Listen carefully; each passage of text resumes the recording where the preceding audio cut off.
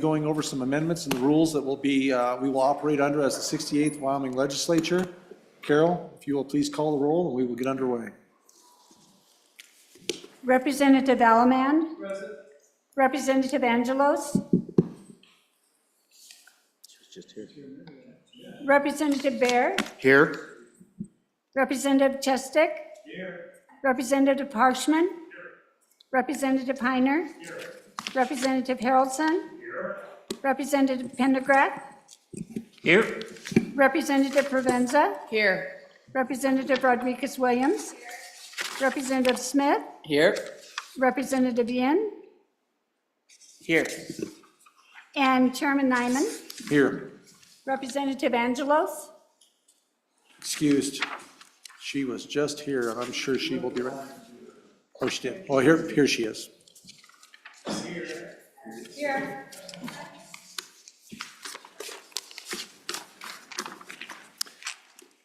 All right, we're all here and accounted for. Let's go ahead and begin. Director Obrecht, if you'd like to take and Thanks, lead Mr. us through this.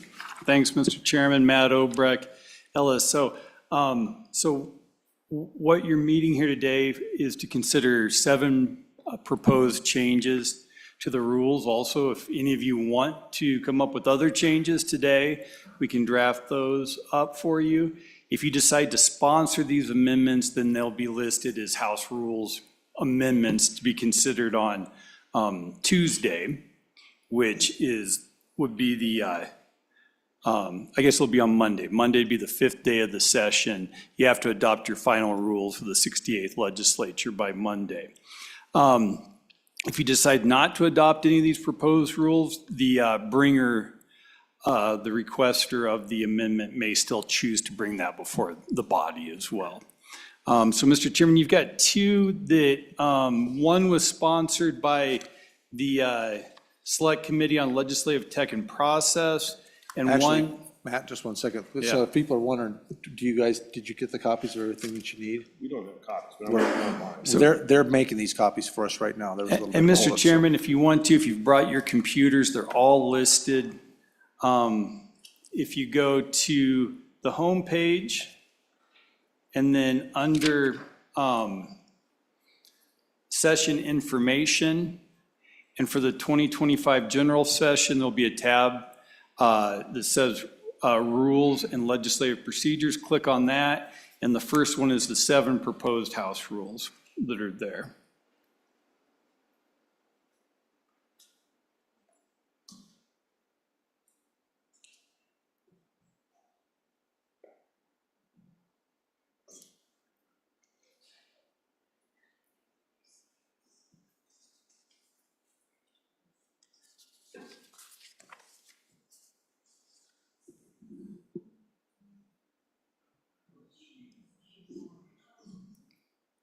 Mr. Chairman, Director Obrecht. they're under the session information. Yeah.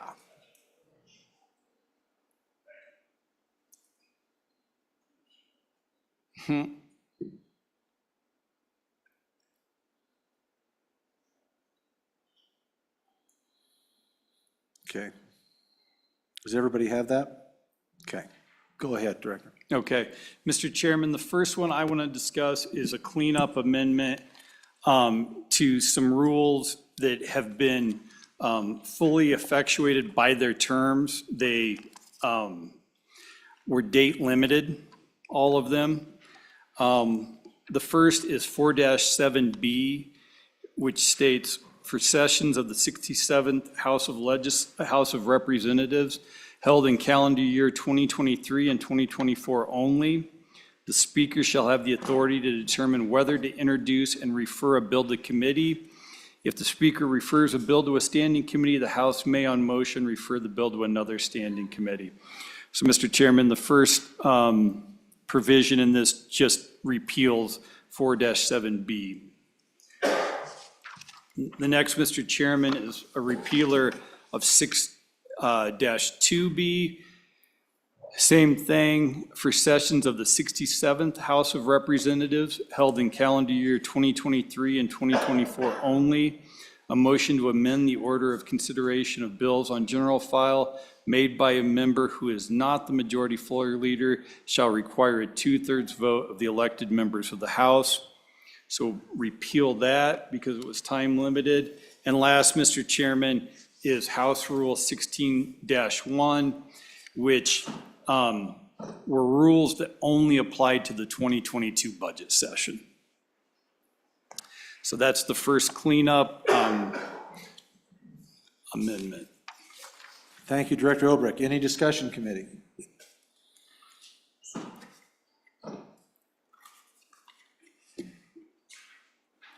Move to sponsor the rule amendment. It's been moved. Is there a second? Moved and seconded by Provenza, moved by Yin. Is there any discussion? Representative Heiner, or excuse me, Leader Heiner. Concerning 6-2B, that was very specific for those years of last session. But if we delete that, what would that do to the 2/3 majority required to override the speaker? Director Olbrich? Mr. Chairman, what that will do, Representative Heiner, is it would just take a majority vote of the body for either of those, for a bill to be referred and introduced to a committee, or introduced and referred to a committee, and also for a bill to be placed on committee of the whole in both situations. And follow-up, Mr. Chairman? Leader Heiner. So follow-up, is it, historically, has it been a 2/3 or a simple majority other than the last session of the 67th? Mr. Chairman, Representative Heiner, it's been a simple majority for both of those motions to pass. Thank you. Any further questions? Representative Williams. Thank you, Mr. Speaker. Question for the director in regards to 47B. In lieu of repealing it all, why couldn't we just change the years on the second sentence? That way we are not eliminating the authority that the speaker shall have the authority to determine whether to introduce bills. There's some authority given in that subsection. Director Olbrich? Mr. Chairman, Representative Rodriguez-Williams, you certainly can. It's just that by its terms, that provision has expired. But if you want to continue it, you would just need to draft another rule to do that. Any further discussion? Representative Yin. Mr. Chairman, maybe just some historical context on why we had both of those rules. If I recall, both of those rules were put in together as sort of kind of compromise of the body to respect the authorities of each the majority floor leader and the speaker. If you think those rules are still necessary to uphold that, I mean, I don't think that changes very much, but it doesn't really matter either way. But I think that's why it's time limited as well, just for that particular session. Thank you, Representative Yin. Yes, and that is true. That was the discussion that we had going into the 67th, and it was to be able to provide some balance between both the leader's ability to introduce and the majority and the speaker's ability to be able to introduce. So it's a matter of what the body's preference is. So I look for any further discussion. Representative Harshman. Thank you, Mr. Chairman. I think I'm going to vote to let these go away. I think, historic practice has always been majority, and I think these super majorities are for really rare instances, like to remove a member or, those kind of things. So I not sure, I wasn't involved in any of that, why that went in. You would know more than anybody, I think, but I think it's time to go back to kind of our normal practice. So it's a very seldom used. I've probably seen it just less than a handful of times, in the last 2 decades, so. Thank you, Representative. Representative Bear. Thank you, Mr. Chairman. I would concur with Representative Harshman. We will still have a rule that says it takes 2/3 to override the rules themselves that we set. So anytime after the 5th day of this term, we will have to have a 2/3 majority to override the rules, but this is something somewhat different. And I think going back to the tradition would be appropriate. Thank you, Representative Bear. Any further discussion? Question's been called. All those in favor of adopting the previous rules, now, how would I frame that? I guess we're just basically going back to the 66th, aren't we? Well, Mr. Chairman, what I would say is just that we'll just refer to the bill title here. All members who would like to sponsor the cleanup amendment to House Rules 4-7B, 6-2B, and 6-1, just say aye. And then we'll put it as a Rules Committee amendment. Okay, did all of you all hear that? Representative Alaman, further discussion? Just for clarification, so if we voted aye, we would be voting to get rid of last year's rules, is that correct? Mr. Chairman, Representative Alaman, yeah, you're voting to sponsor this rule amendment to repeal Rule 4-7B, 6-2B, and 16-1. And then the body will decide on Monday whether to adopt that amendment for the 68th legislature. Any further discussion? Seeing none, all those in favor signify by saying aye. Aye. Those opposed, no. Motion passes. Next, Director. The next amendment I have is proposed by Management Council through the Select Committee on Tech and Process, and that is a proposal to create House Rule 11-8. And it's, what it is a mechanism that the body can request a unofficial rule, or unofficial bill, from LSO after a bill has been so heavily amended either in committee of the whole or second reading that it can no longer easily be understood. And so I'll just read the proposed rule to you, Rule 11-8. If a bill has been so heavily amended in committee of the whole or second reading that the bill can no longer reasonably be understood, the House may, by a majority vote of the members present, request that the Legislative Service Office create a version of the bill containing all previously adopted amendments. The version of a bill with amendments incorporated under this subsection shall not be an official version of the bill and shall include a disclaimer so stating. All amendments to a bill shall be made to the official version of the bill. Representative Provenza. Thank you, Mr. Chairman.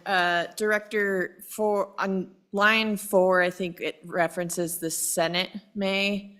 Does that need to be a House may? Mr. Chairman, that was on the my updated, fault okay. because there's going to be a Senate rule on that as well. I think if you hit refresh on your computer, it'll say House. Now, Jamie Schaub actually caught that, so, yeah. Representative Haraldson. Thank you, Mr. Chairman. Director, just question. So in a situation where we heavily modify through amendment to the point where maybe we even change the intent of a bill, one of the concerns that I have, it goes beyond a modification to a replacement. And all of a sudden, your name's on a bill that doesn't have any of the intention of the bill's design. Obviously, I don't see that this would address that. This doesn't address that, does that? Okay, I just wanted to make sure there would not be, it says that it will be a disclaimer, but that is not a disclaimer to the origin of the bill. That just is a disclaimer to the changes made. That's right. Okay, thank you. Mr. Chairman, Representative Harrelson. Now, what a member can do in that situation, there's only really one thing, and that is when the bill becomes engrossed. So if it gets so changed in the House of Origin that a co-sponsor or a sponsor no longer wants to be on the bill, when it gets engrossed, they can ask that their name be removed, and we'll do that. But if the changes are in the second house, they can't. There's no opportunity to do that because we don't print another version of the bill. Representative Yin. Mr. Chairman, so as someone who served on Tech and Process, just to give some elucidation on the intent behind this, I think the intent was that this is something that we have historically asked LSO to do for us as members, but it wasn't really something that the public could actually see. And so this gives a little bit more transparency to the public as well on having a broad, having a bill that has so many changes that's really hard for the public to follow along. They now have the same copy that we also would have. Representative Heiner. Thank you, Mr. Chairman. Director, going back to Representative Haraldson's comments, there's an avenue for replacing the bill to completely. Do you know, could you remind me where that is for a replacement bill that can be generated? Mr. Chairman, Representative Heiner, where that is in the Wyoming Manual of Legislative Procedure, and only a standing committee has the ability to request a substitute bill or a chairman of a standing committee. So, and that is if a standing committee so heavily amends a bill that, that really the committee of the whole amendment couldn't be understood. They can request a substitute bill. Now, the important thing to remember with all of this is you can't, under the Constitution, you can't change a bill beyond its original purpose. And a substitute bill can't either. And so, you know, we do have a few substitute bills every year. It is a necessary tool, but with substitute bills and with the possibility of these sort of bills, we really ratchet up the chance for mistakes and the chance for confusion among members and the public. Follow-up, Mr. Chairman? Go ahead, Representative Heiner. Thank you. Director, that's one of the concerns I have is we've seen substitute bills that have come out that are totally different from what the original sponsor intended. And the original sponsor's name had to remain on that, even though they disagreed completely with the way it was with the new substitute bill. So there's nothing in these rules to address that. Is that what you're saying? Yeah, Mr. Chairman, Representative Heiner, these don't deal with substitute bills. Or to Representative Haraldson's point, if a bill is changed to the point where a sponsor or co-sponsor doesn't want to be included on that bill, the only thing they can do is, when it gets engrossed, ask for their name to be removed. But, you know, this comes up, but it's really one of those possibilities. When you introduce a bill, it actually isn't your bill anymore. It's the House's bill. It's the body's bill, and then the institution's bill. So you run that risk that there could be such amendments to that bill that you no longer agree with it anymore. And because our sessions are so fast-paced and that we can't be creating new versions of bills for members who feel that way, it just would lead to too much confusion and too much work for staff. Director Obrick, just from my perspective and everything, the conversation that I've had with staff, this is an effort or an opportunity for us as legislators to be able to follow a bill that has just become confusing.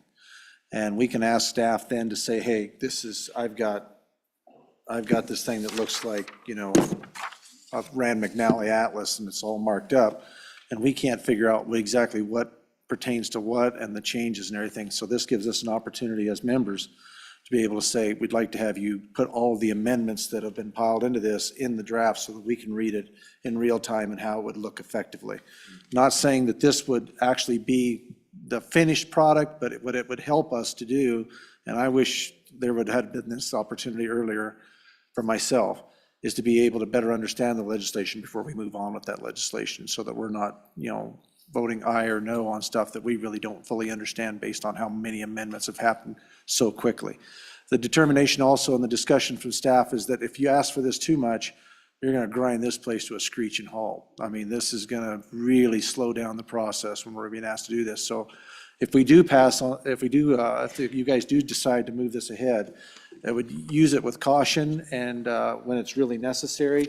But it would look to me, my personal opinion, to be an extremely valuable tool in making sure that the members understand what they're voting on and be able to see these amendments in real time so that we can have a better, more well-informed ability to make the decisions. So, any other further discussion?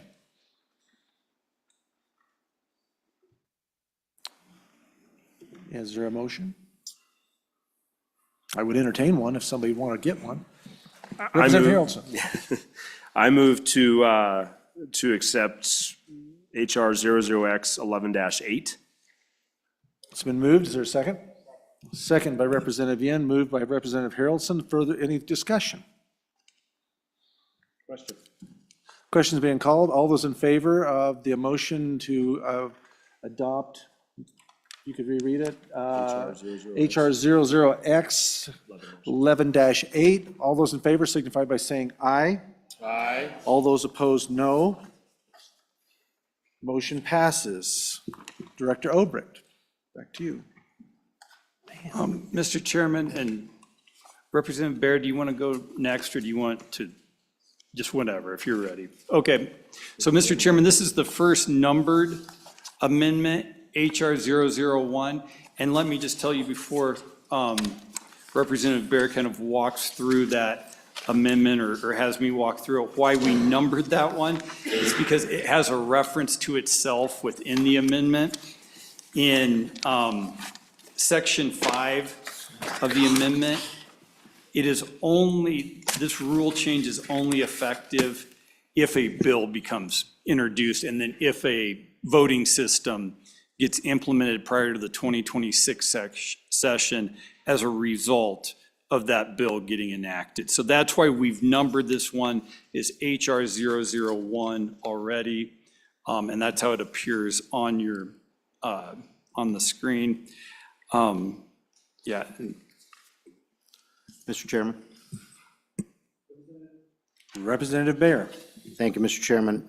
Director, that raises a question. I know I had you draft this amendment, but should there be a failure of this bill to pass, would these be printed into the new rules, or would they wait until that action is passed before these particular actions would be printed into the rules?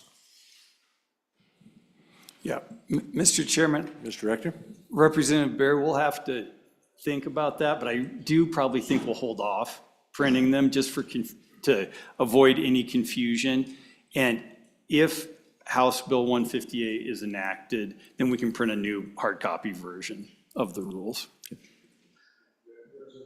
Thank you, Mr. Chairman. What I'd like to do is just generally share with the committee and the audience why this rule is being brought, and then if I could ask the director to just walk through it. Proceed. Thank you. So, ladies and gentlemen, this bill, this rule change allows us to go ahead and change our rules in this first go-around in the event that House Bill 158 passes. House Bill 158 would introduce electronic voting capabilities. Obviously, if passed by both the House and the Senate, it would take time for this to be enacted based on installation and procurement and installation of the system. But this rule would dictate how we would use that system. So once the system were in place, likely during our budget session in 2026, we would be able to go ahead and use the system per these rules. I've asked that the director post these rules online early so that the entire body could take a look at these, because this was my idea, the best use of that system. There may be other ideas about how that system should be used, and I'd like people to have time to have bring their own amendments rather than this be an up or down vote on this one thing, this one amendment here. So that's the purpose of bringing the amendment now versus next Monday, to give people the opportunity to make changes to it via their own amendment to this amendment. Thank you. Thank you, Representative Baer. Any further discussion? Representative Provenza. Thank you, Mr. Chairman. Mr. Speaker, sorry. My understanding is that we're implementing a new sort of system online this year. I'm wondering what that looks like. My understanding is that it's going to be posted on YouTube, kind of like a sheet on votes Can you walk us through what we might be doing this year in changes of how the chief clerk is reporting our votes? Director? Yeah, Mr. Chairman and Representative Provenza, so what is happening this year is, and this is at the request of first the Select Technology and Process Committee, and then through Management Council, to create a program where when the roll call vote is happening in either the House or the Senate, there is a link that we'll have on the legislative website that allows you to go to our YouTube channel and see a display. If it's in the House, it'll be all 62 members' names. And then as the vote happens, that member's vote will be recorded as either an aye, a no, absent, or conflict. And that will appear, then that vote will appear by the member's name, and I think their name will actually change color too. Green for aye, red for no, I think, yellow for excused and blue for conflict, from what I might have those wrong, but something to that effect. And so people will be able to see that in real time as the chief clerk records the vote on her system. Just for some information too, I got to watch that system be tested up there in front through the chief clerk. It's really quite incredible, and it's extremely fast. And you also have a notation on there that the vote is open. So let's say if somebody's wanting to take a picture of that or whatever, on the top icon, that vote is still open, but then it will transfer to a vote closed. That's the actual final vote and the count. And the technology is incredible. And it was actually pretty amazing how quickly that can take place. So it's going to be very interesting. I think people are going to really like that. Representative Harshman. Linda Bear. Thank you, Mr. Chairman. Just a question to the bringer. Really, I see this kind of as two parts. Currently, we record votes on third reading or if a roll call is requested. And so this would make all votes, except for the few motions at the end, like to adjourn, et cetera,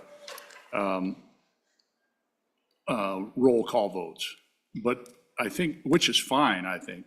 And if we want to do that, the tradition has been just the final product, because many times, even if you were against a bill, you would, on first and second reading, try to improve it, and then you might vote no anyway, even if it passed, and that vote is recorded.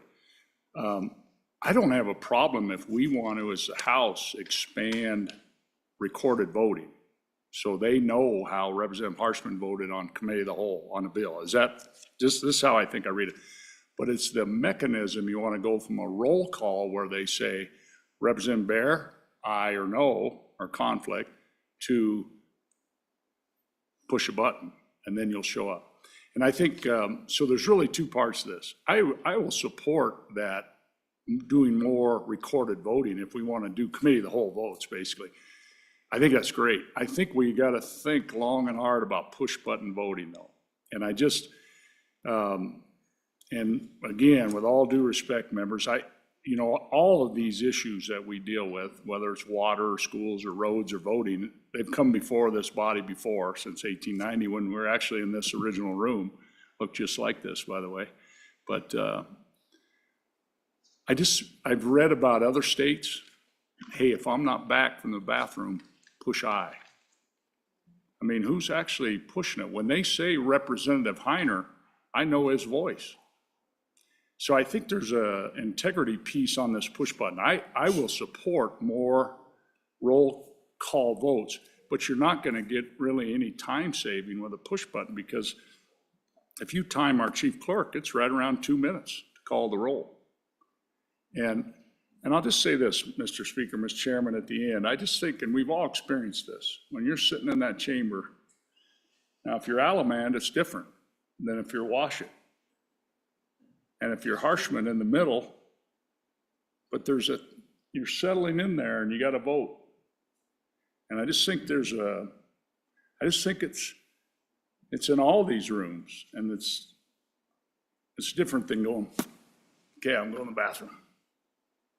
And I just don't want to lose that. And I think to put a big screen in that room and do all that, I will support all those roll call votes. And they're on the internet. Well, now it used to be within a minute worldwide. I guess now it's going to be instantaneous on the YouTube. I didn't know that, which I think is fantastic.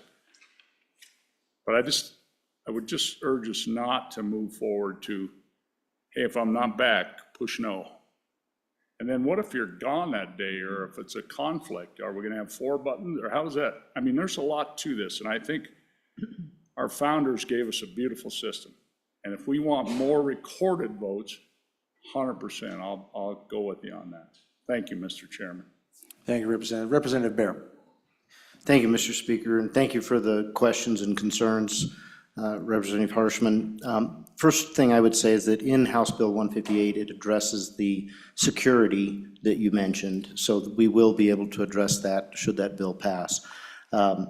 That is a policy decision for the body, as you say, all votes being recorded. You're in affirmation of support of that. And that's one of those things that getting this rule out there for the people to see in our body, so that if they're opposed to that, they have an opportunity to bring an amendment to this amendment. If they don't want to have every single vote recorded, whether it's for time savings or whether they're opposed to the transparency that we believe that would bring. As far as the time concern, I would say this. I think that the Senate, in discussions with my co-sponsor on that bill in the Senate, would probably need half the time based on there being half the people, and they intend to use 1 minute of time, and we, as a body of 62, could do the same thing. So right now, you are correct, Representative Harshman, that it's about 2 minutes for a roll call vote.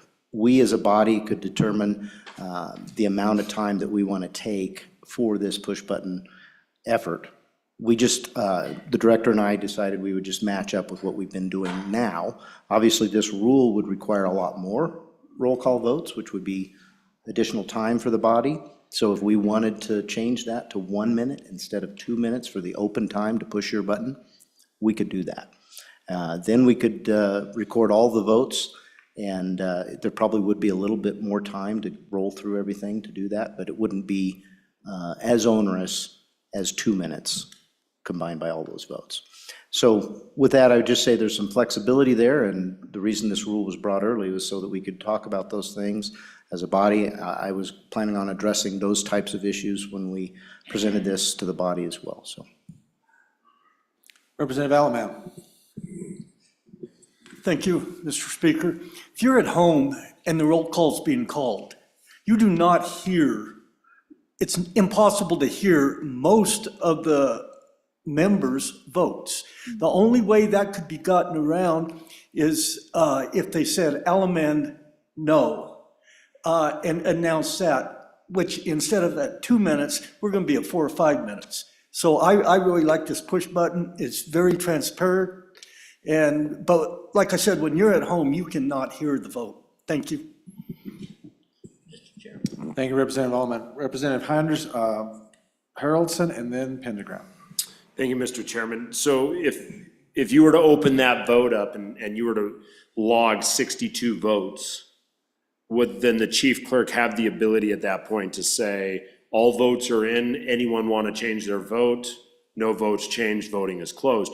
Maybe that could be done in 10 seconds because everyone knows how they're going to vote on it. Is that something that's in there, or is it going to stay open for a minute or 2 minutes no matter what?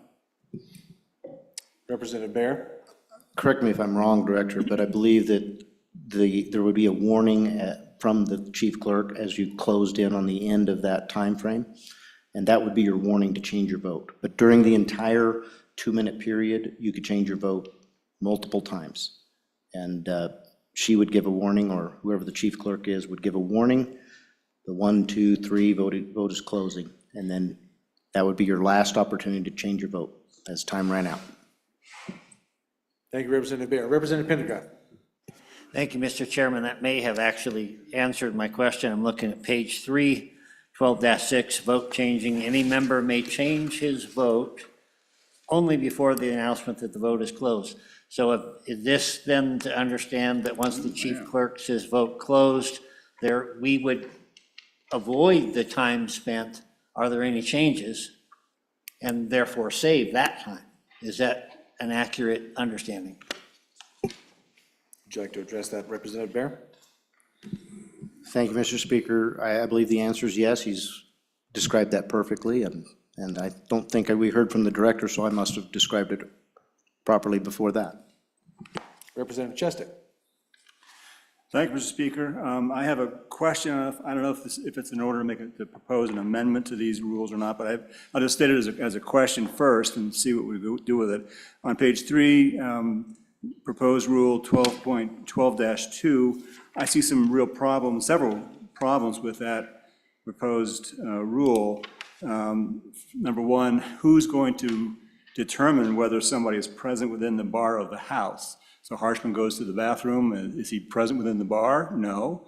So his refusal to vote, or he doesn't vote because he's in the bathroom, how is that vote going to be recorded? It doesn't say. It should not be placed on record as an affirmative vote because he's not within the bar. Who decides whether he's in the bar? Who's looking around the room to see, is he present inside the bar of the room? And how is it going to be determined who has been excused or not excused? Is that going to be the speaker's call that so-and-so is not excused, but then we're not doing a roll call, so how do you determine who's excused and who's not excused? I see some real operational issues with enforcing or putting that rule into effect. I'm also concerned about I guess the default position is if you are present and not excused, you're recorded, and you don't vote, you're recorded as affirmative. There may be good reasons why you're not there and you're not voting and you're not affirmative. I have a problem with having the default being an affirmative vote. Why wouldn't it just be a no vote? So I have some concerns about that particular provision, and I don't know if I should make an amendment now, or I don't know what the procedure is here, so I'll leave it at that for now. Representative Bear, thank you, Representative Chestick. Representative Bear, would you like to address those concerns? Thank you, Mr. Speaker. Yes, and thank you for the question, Representative. My understanding would be that, based on prior precedent, the speaker would, or whoever's in the chair, would make that determination as far as absentee. There would be a list of people whose votes were not recorded that the clerk could then discuss with the chairman and address that. The chairman would obviously need to be aware of anybody that left the bar to make that determination, but it would be a pretty simple determination, the same as they would if they made the determination to voice excused. Is that sufficient, Representative Chestick, or would you like further explanation, or? Okay, very good.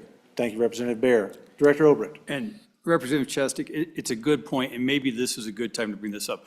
First, this is an existing rule, obviously, that when the roll is called and you're present within the bar, if you don't answer, and this has been Anglo-American parliamentary practice for hundreds of years, that if you refuse to answer, you are counted as an aye vote.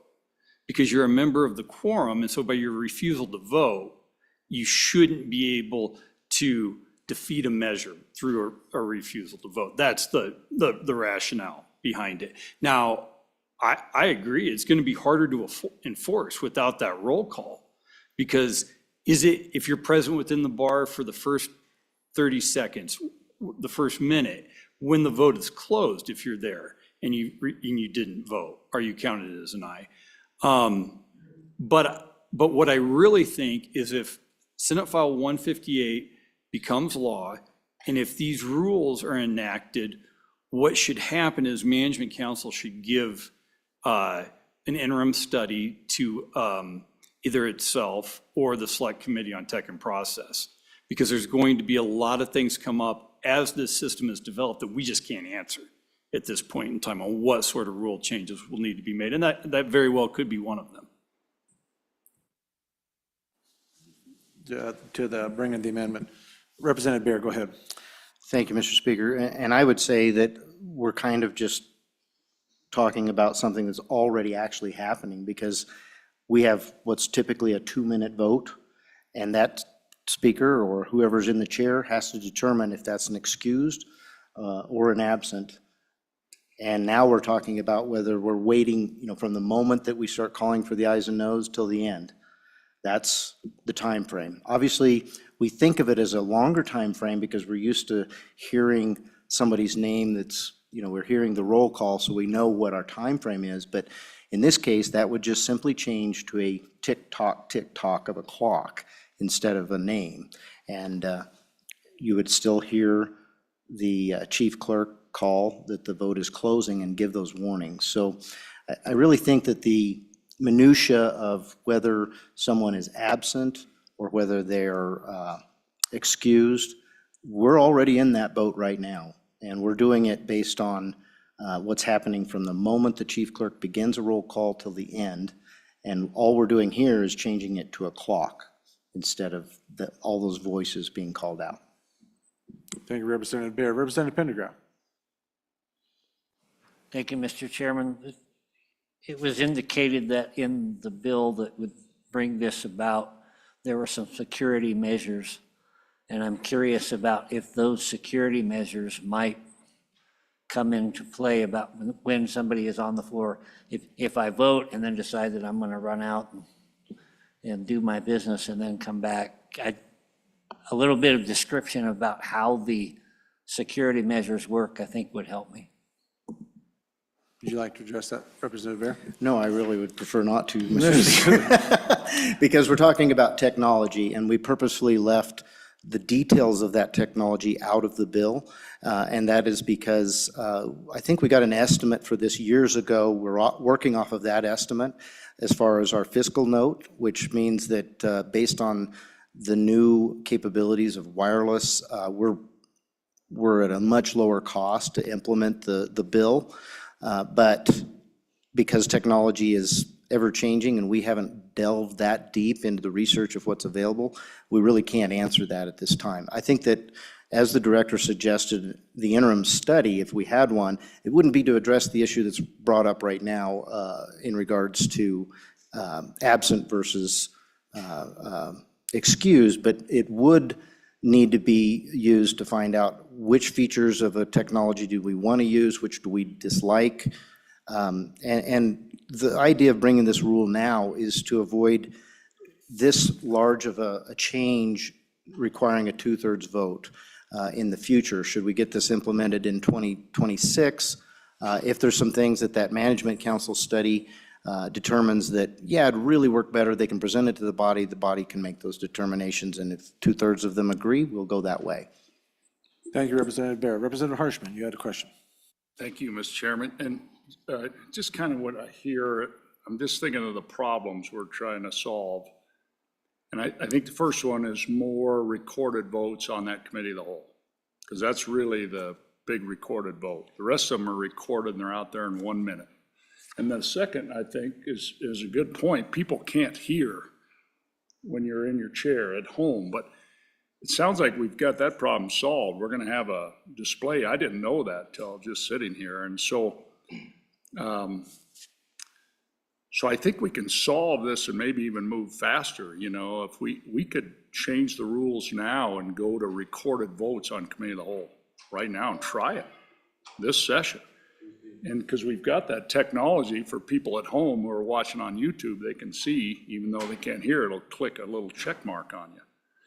So are there other problems? I guess I identified those two in my brain listening to the discussion. Are there other issues I'm missing maybe on this? Representative Bear, would you like, because I've got a question. Let me go to Representative Yin, and then we'll have another question for you. Representative Yin. So, Mr. Speaker, thank you. So 2 thoughts. I'm brainstorming on how you could have both the security of making sure the legislator can do it, but then also making sure that they're within the bar. I think those are 2 hard things to get together at the same time, right? So you could have security of it only being on a device that they hold, but then how do you make sure that they're in the bar? You could have some sensors, but it would be very imprecise. I think that's very difficult. You could make sure they're within the bar by having it on their desk, but then you lose that integrity part of making sure that only the legislator is the one pressing it. So I'm curious, Representative Bear, if there's a system in a state that does have electronic voting where you feel like they have solved both of those problems.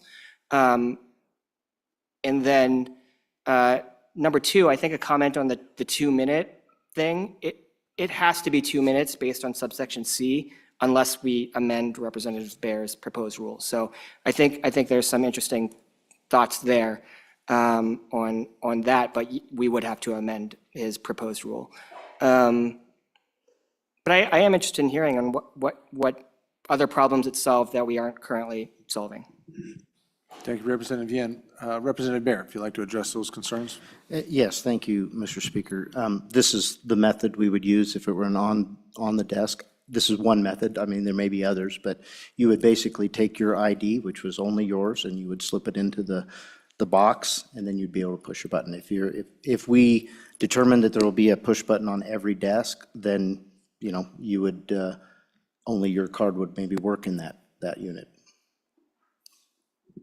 Director Obrick, and then to Representative Provenza. And Mr. Chairman, Representative Yen, I've talked to IT about this briefly, and not only with the swipe card, but possibility of facial recognition on a program on your laptop. So you could only vote on that laptop or on a kiosk on the floor, and it would recognize your face, or say a fingerprint, something like that, could also be a possibility as well. Thank you, Director. Representative Provenza. Thank you, Mr. Speaker. You know, I'm just thinking about what committee of the whole looks like, and I guess, you know, going to Representative Harshman's comments about like different concerns. As a citizen legislature, a lot of the work that I do, like calling constituents back home, you know, you look at what's on committee of the whole, certainly want to be there for all of debate, but then at times you just have to make phone calls and you have to do business, and there are just not enough hours in the day. So I have some concern about making, I think more recorded votes is a good thing, but how do we balance, I need to step out for a phone call with a constituent that needs to happen so that I can make more informed decisions about the bill on second or third reading. That's my only other concern, is if we are always constantly tied to our desk, are we gonna have more time? You know, maybe what I'd like to see is we need to have our bills introduced to the legislative website earlier, so I have more time to read them before I have to sit in the body and have to work those bills. I don't know if anyone else has those concerns, but it's certainly something that, you know, committee of the whole, not everybody's sitting at their desk all the time.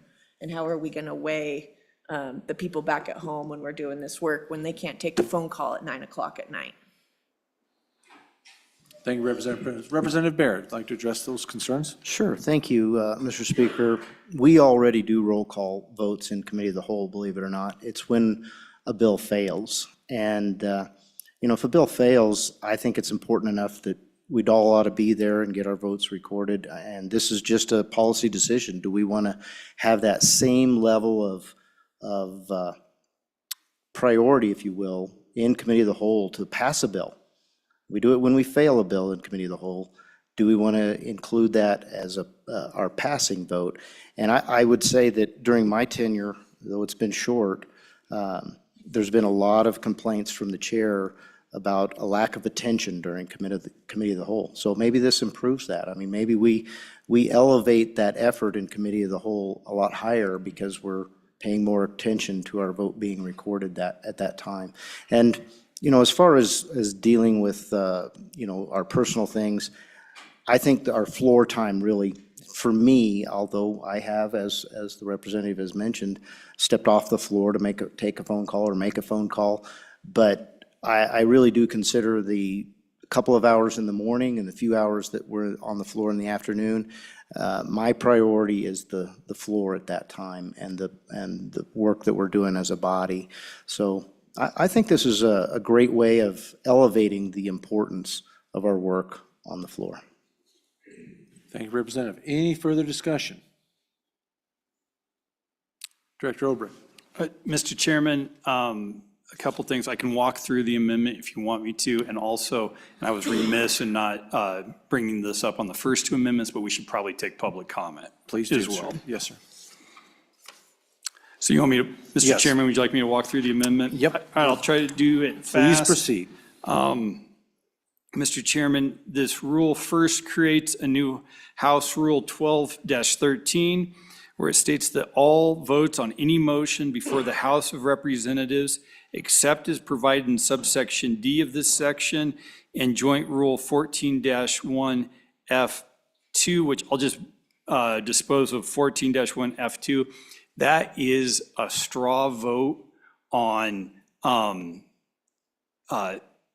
mere budget bill amendments that have passed in the opposite house. And since I've been around here, almost 20 years, I haven't seen an official straw vote under 14-1M or F2, but we put it in there anyways. Shall be recorded through an electronic push-button voting system administered by the chief clerk. And Mr. Chairman, the reason I refer to this as push-button electronic voting system is because if you look at it one way, our roll call system right now is an electronic system.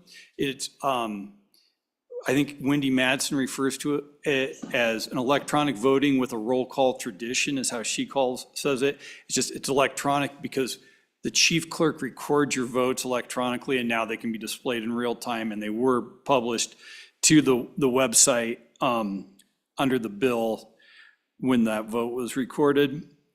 The second sentence in subsection A is just a relief valve.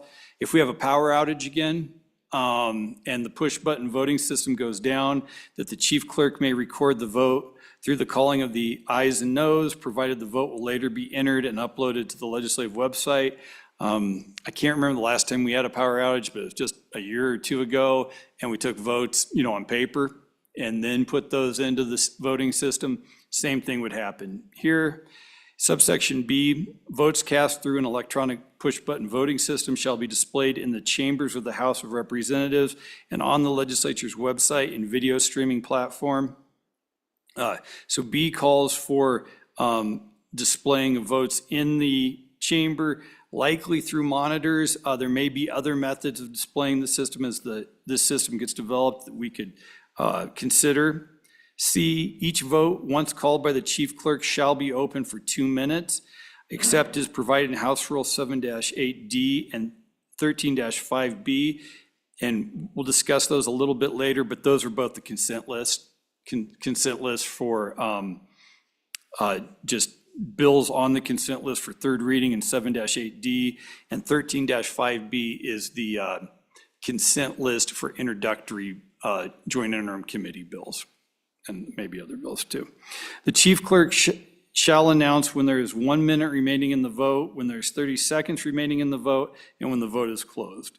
After the vote is closed, the chief clerk shall announce on the floor the final vote total on the motion and whether the motion passed or failed.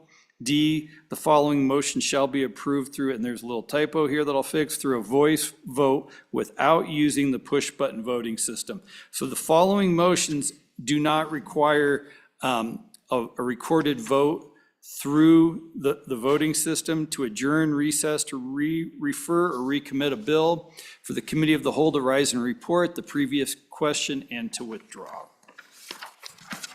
Mr. Chairman, starting on page 2 are changes to existing rules that are necessary to implement this push-button voting system. The first you've all discussed a little bit already, and that's the recording of the ayes and noes during committee of the whole. So language is stricken that talks about how if a voice vote indicates that a bill has failed on committee of the whole, what the next steps are. And it just states, if after a vote, which will be an electronic push button recorded vote, the bill fails to pass committee of the whole, the bill is deemed to be indefinitely postponed. So all bills on committee of the whole now will have recorded votes. And then a lot of this, Mr. Chairman, as I go through this, is just cleaning up either where they said roll call or the calling of the vote. So 7-7D, we strike roll call. 7-8D, strike roll call. And then, Mr. Chairman, this is the consent list, and allowing your vote to be, after everybody votes aye on the consent list, then there's going to be a 30-second redesignation vote on each bill on the consent list. And that will give people the opportunity then to change their vote. And after that redesignation vote is closed, just like now, the chief clerk will then read the final result of that bill on the consent list. 7-10, questions on third reading. Instead of saying, please call the roll, we'll say, please call the vote. After the question has been put, no motion shall be in order until the vote is closed and the vote announced. 10-2, Mr. Chairman, again, just striking ordering of the ayes and noes and calling of the vote. 10-5, the motion to adjourn is not debatable, cannot be amended, and is in order except during, and we don't do a roll call anymore, so we do a vote. 12-2 is what Representative Chestic already discussed, that we strike when the ayes and noes are called. It's just if you're not present within the bar when the vote is called. Or if you are present within the bar, excuse me. 12-5, when the vote is taken, we strike ayes and noes and answer the call and replace vote there.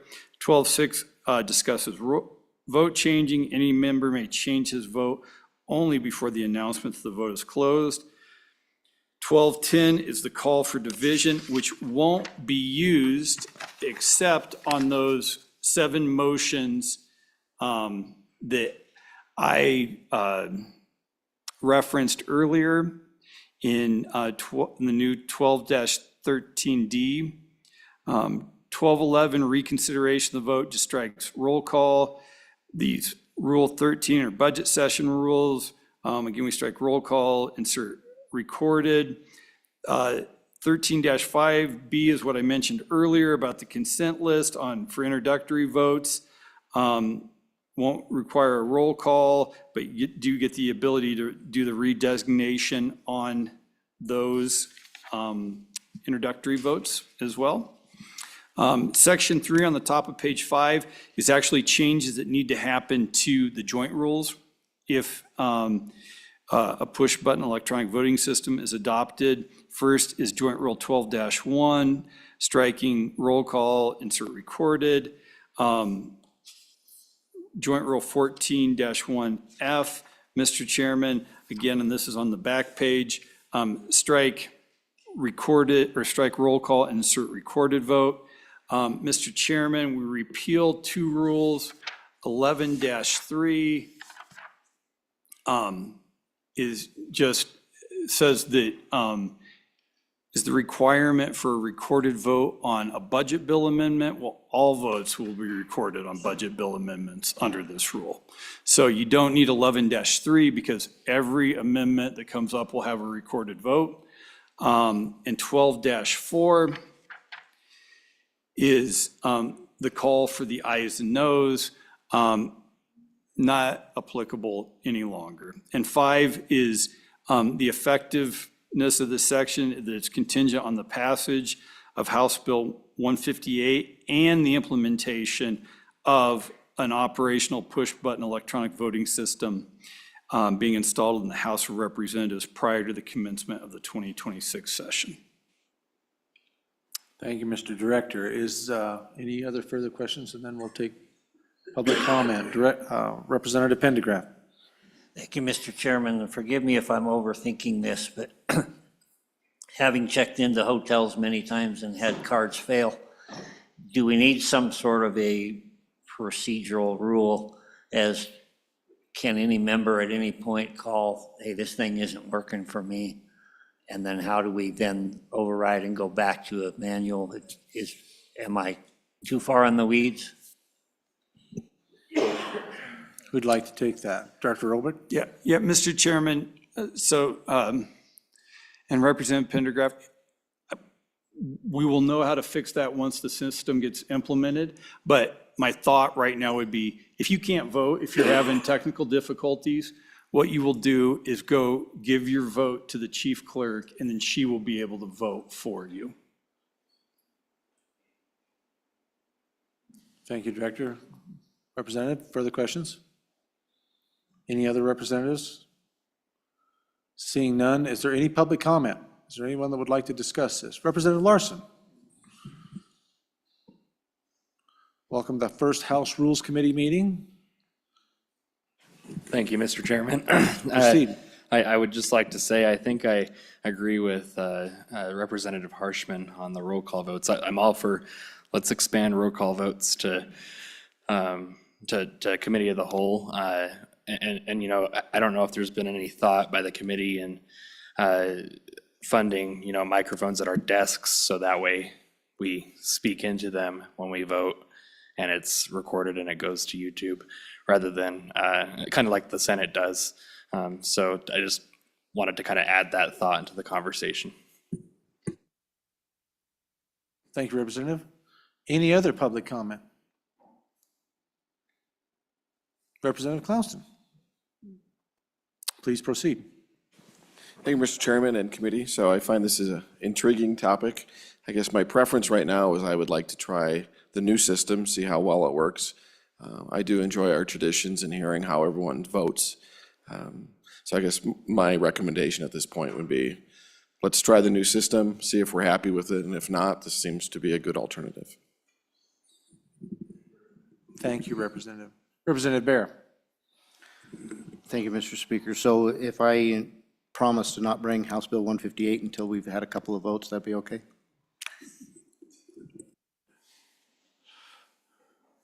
Any other discussion or public comment? Seeing none, public comment is closed. Representatives, what is your pleasure? Representative Harshman.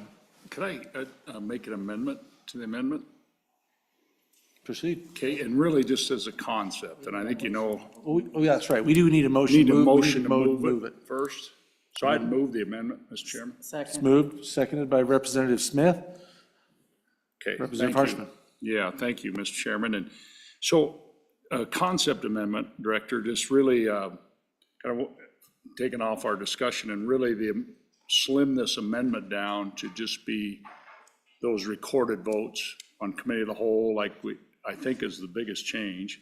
And then any of those other recorded votes that are included in here, and then the ones that aren't are excluded, but just do those in a roll call electronic vote like we currently have. And I guess the thing for me that, and I appreciate Representative Alaman, I think he's right on that. You can't hear all that, but I didn't know we had this technology where it's just right on the screen right now. And so I think that transparency is huge. And the other part of that, so that's my amendment. I'll just stop there. I can't sell it yet unless somebody seconds it. So I'll stop myself. Thank you, Mr.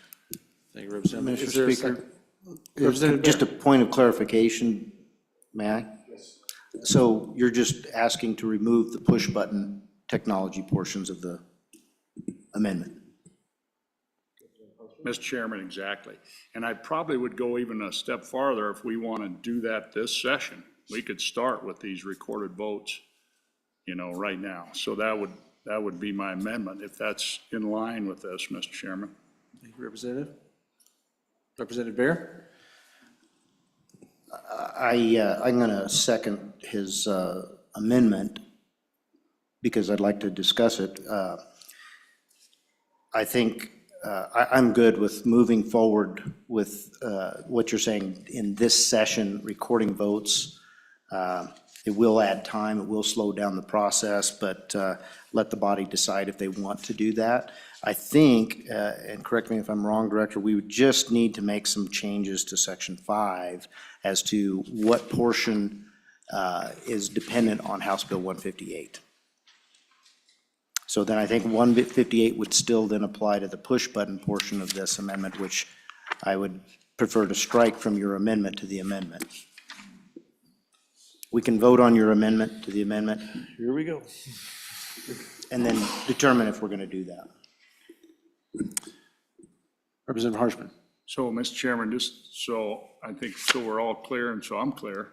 So the motion really is to have the recorded votes move forward with expanded recorded voting, committee of the whole, but not move forward with any push button technology type thing, actually hear our voice in a voice recorded electronic vote.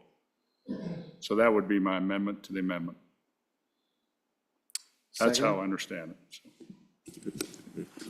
I'm seconding it so we can go ahead and move forward, but I'll be a no vote on the amendment. Okay. Discussion.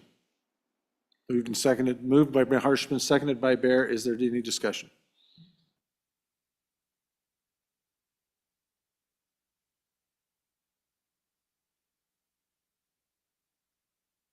All those in favor signify by saying aye.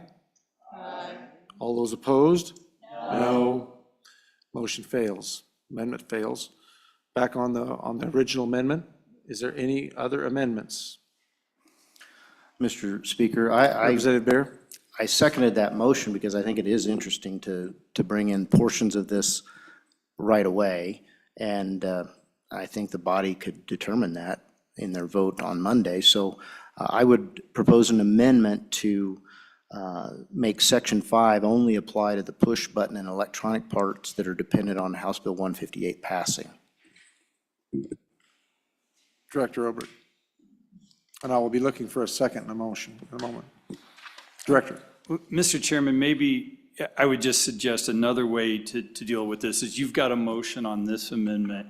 I don't think I can really amend it to a point right now where you could implement recorded voting within this structure. So maybe just vote on this amendment. And if you want an amendment that will allow recorded votes through the current voting system, just make a conceptual amendment for that, and I can have it drafted for the committee before Monday. Thank you, Director. Representative Bear. Mr. Speaker, I withdraw that amendment and look forward to Representative Harshman bringing that amendment to the floor. Very good. Thank you, Representative Bear. Any other discussion? Representative Alleman. Thank you, Mr. Speaker. I'd like to add an amendment that we do the voice votes, the recorded votes, until we get the buttons on our desk. And I'm talking all votes that the buttons would take care of. And I'd like to make the amendment to do that until we get the buttons, if we get the buttons. Go ahead, Representative Yen. Mr. Speaker, thank you. I think that's still the same concern that the director had. It would be a totally different amendment if you don't use the push buttons. We have an amendment. Is there a second before we put, and then we can discuss? Seeing none, that amendment fails, or that motion fails for lack of a second. Moving on, is there any further discussion on the original amendment? Seeing none, I would entertain all those in favor, unless there's any other further discussion. All those in favor of the amendment we have before us signify by saying aye. Aye. All those opposed, no. No. Motion carries. Director Obrecht. Mr. Chairman, I think the next amendment is an amendment to create House Rule 15-6, and this is from Representative Lawley. If she's here, she can, there she is, she can discuss this with me. There we go. It's in my pile. Representative Lawley. Good afternoon, Mr. Speaker and Rules Committee. Please proceed. Thank you. This is something that kind of goes back to some last session concerns that people had, sometimes a feeling there might be recordings when they're at their desks. And this is what this bill covers, let me be clear about this, is when we're not in session. So when you're in there in the morning early and you're working at your desk, or you come in over the weekend, or stay in the evening, or we're just recessed and you're working, is trying to give a certainty of sort of a sense of privacy. So you may be talking to constituents on your phone there at your desk. We don't have really any other place to work. Well, some of you have offices, but most of us do not have offices. So there's not really much space where we can have some sense of privacy. And so the idea here is to just say no audio or video recording on the floor, or when people are at their desk doing their work, talking to constituents, or perhaps a senator who comes over, or another representative to talk about a bill. with that particular person. I think it's safe to say under the law, it's illegal to record if you're not a party to the conversation, but you would be, it wouldn't be enforceable because I think speech and debate clause probably says you're on the floor even though we're not in session. But the idea is that you're not a party to the conversation, but you're kind of someone might be recording this. So I just think it's an attempt to build maybe some trust on the body and a sense of civility and kind of accommodation that people, this is their workspace as a legislator. They don't have really any place to have these conversations. And while they're in some sense of privacy in that. So that's what the intent of it is to try to kind of create a common understanding that, you know, as a matter of, really, I think it's a matter of professional courtesy, but that we have a rule that we would not do that. Thank you, Representative Lawley. Director Obrick, do you have any thoughts on this before I open the discussion up to the rest of the representatives? No, Mr. Chairman, I think this is absolutely just a policy consideration for the committee. Okay, very good. Thank you, Director. Representatives. Representative Williams, proceed. Thank you, Mr. Speaker. Representative Lawley, just a few questions for you regarding the draft. I'm just curious if there's a couple of ideas that I have for amendments here. One of them, we talk about no legislator or no legislative staff member or guest of a legislator shall use audio or video recording equipment. Is there a reason why we've omitted legislative pages or aids to that effect? No, there's no reason. I see no Representative reason. Lawley? Oh, sorry, excuse me. Thank you. Mr. Speaker. Proceed. Thank you. No, was no policy decision to not include them, and I think it would be fine to include them. Thank you. Follow up. Absolutely, go ahead. Mr. Speaker, Representative Lawley, I bring that up because I have seen that happen on the House floor. My other question is there any reason why you have omitted men's or women's restrooms from your amendment? Representative Lawley? Mr. Speaker, no, really not. I mean, I didn't even think of it, to be honest with you.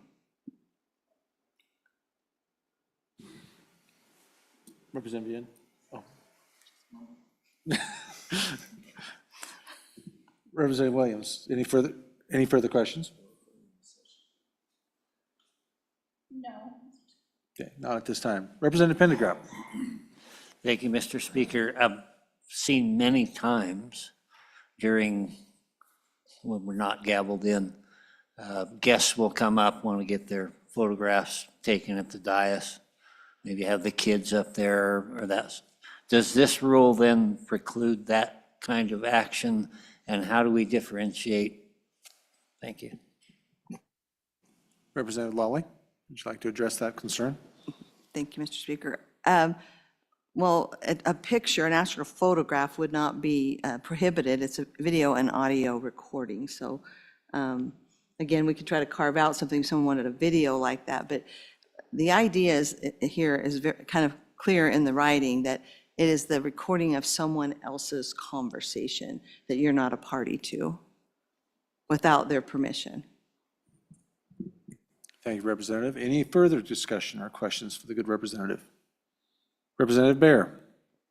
Thank you, Mr. Speaker. For the bringer, I understand your concern about privacy of the members on the floor inside the bar. I can imagine, based on the discussion in the last amendment to our rules, that there was a conversation about people not being able to hear, and should House Bill 158 not pass, we're going to continue doing not just roll call, but standing votes, which would audio. You can't always see everybody in the audio. So I can imagine that there would be times when certain citizens would like to know that information, who stood on a standing division vote, who said what, if they couldn't hear based on our technology. And would that get caught up in what you're trying to do to protect privacy? Representative Lawley. Thank you, Mr. Speaker. This rule only applies to when we're not in session. So the things you mentioned are things that happen when we're gavelled in. voting, standing, not standing, those kinds of things, roll call votes. Those are happening while we're in session. This really speaks to the time when our desk is kind of a time we're working. Follow-up, Representative Bear. Thank you, Mr. Speaker. So thank you for that clarification.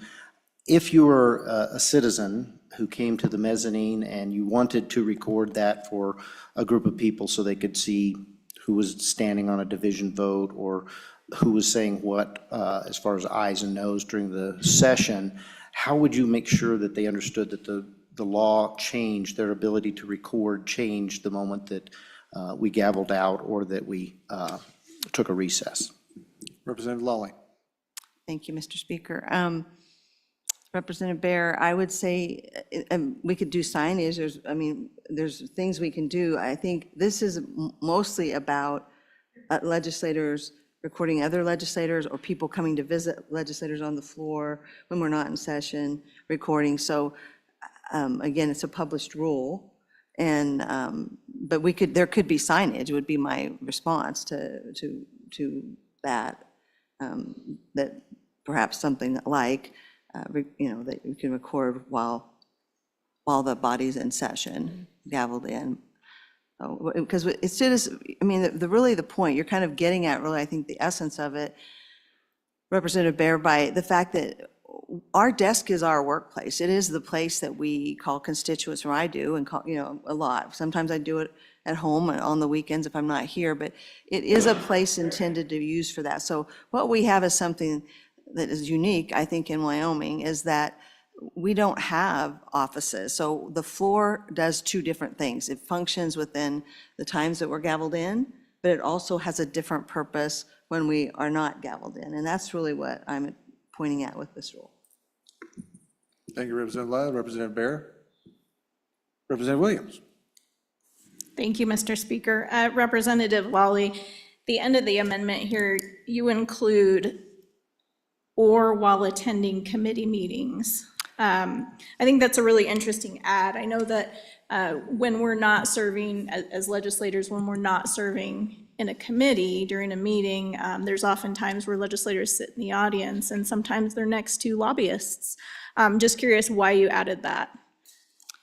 Representative Lawley. Thank you, Mr. Speaker.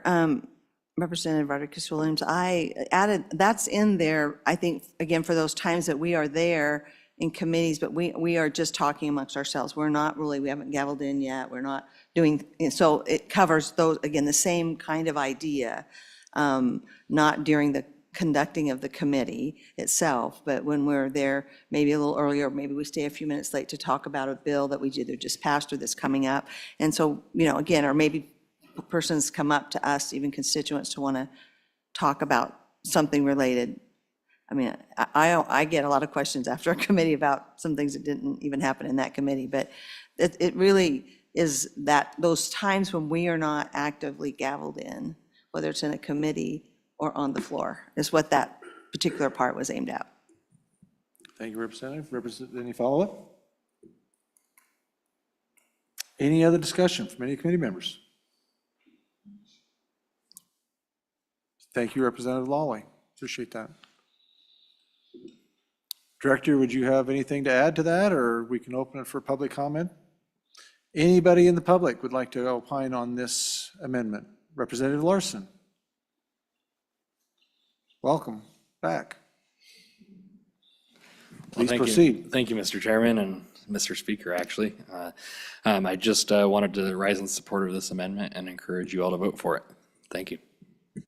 Thank you, Representative. Any others would like to give their thoughts on this amendment?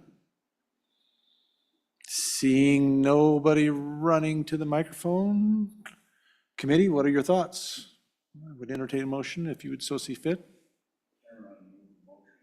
Motion's been moved by Representative Harshman. Is there a second? Second. Seconded by Representative Yen. Is there any discussion?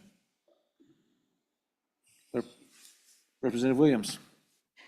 Thank you, Mr. Speaker. I guess more of I need some clarification. Perhaps a director can help me on this. On line 5, the term guest of a legislator is used. And I'm just curious, I mean, I know that if I have guests, there's nowhere really to register them or anything like that. And if one of my guests happens to be not necessarily a registered media person through your office, but maybe they have a podcast or something like that, or maybe they have their own blog, or maybe they're just active in politics and they engage frequently on social media or something like that. Where do we draw the line with this term?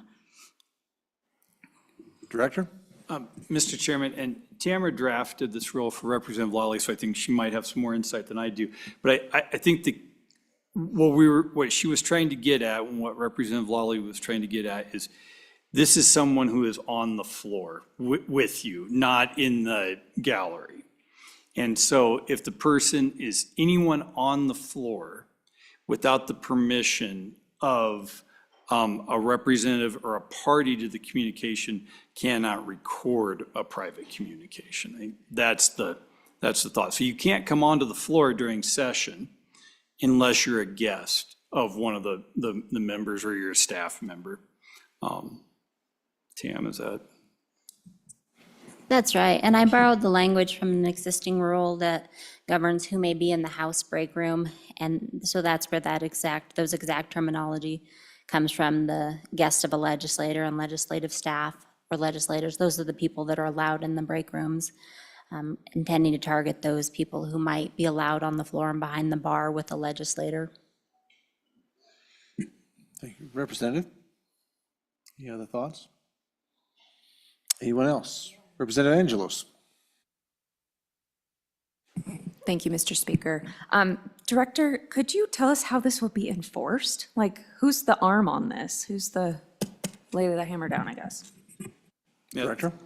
Mr. Chairman. You have a volunteer, if that matters, but anyway, go ahead, Director. Yeah, and Representative Angelos, good question. And it's just like how any rule would be enforced, is a member who felt like the rule had been violated would let the speaker know. The speaker would do whatever follow-up investigation he felt was appropriate, appoint whatever members he wanted to under the existing rules, maybe Joint Rule 22-1, maybe the Rules Committee would hear it, do whatever investigation, and then decide what the appropriate course of action from there was. If it was a guest who had done it, maybe say that person was no longer allowed to come onto the floor during this session. If it was a member, think about bringing potential disciplinary action before the body. Any follow-up, Representative? Go ahead.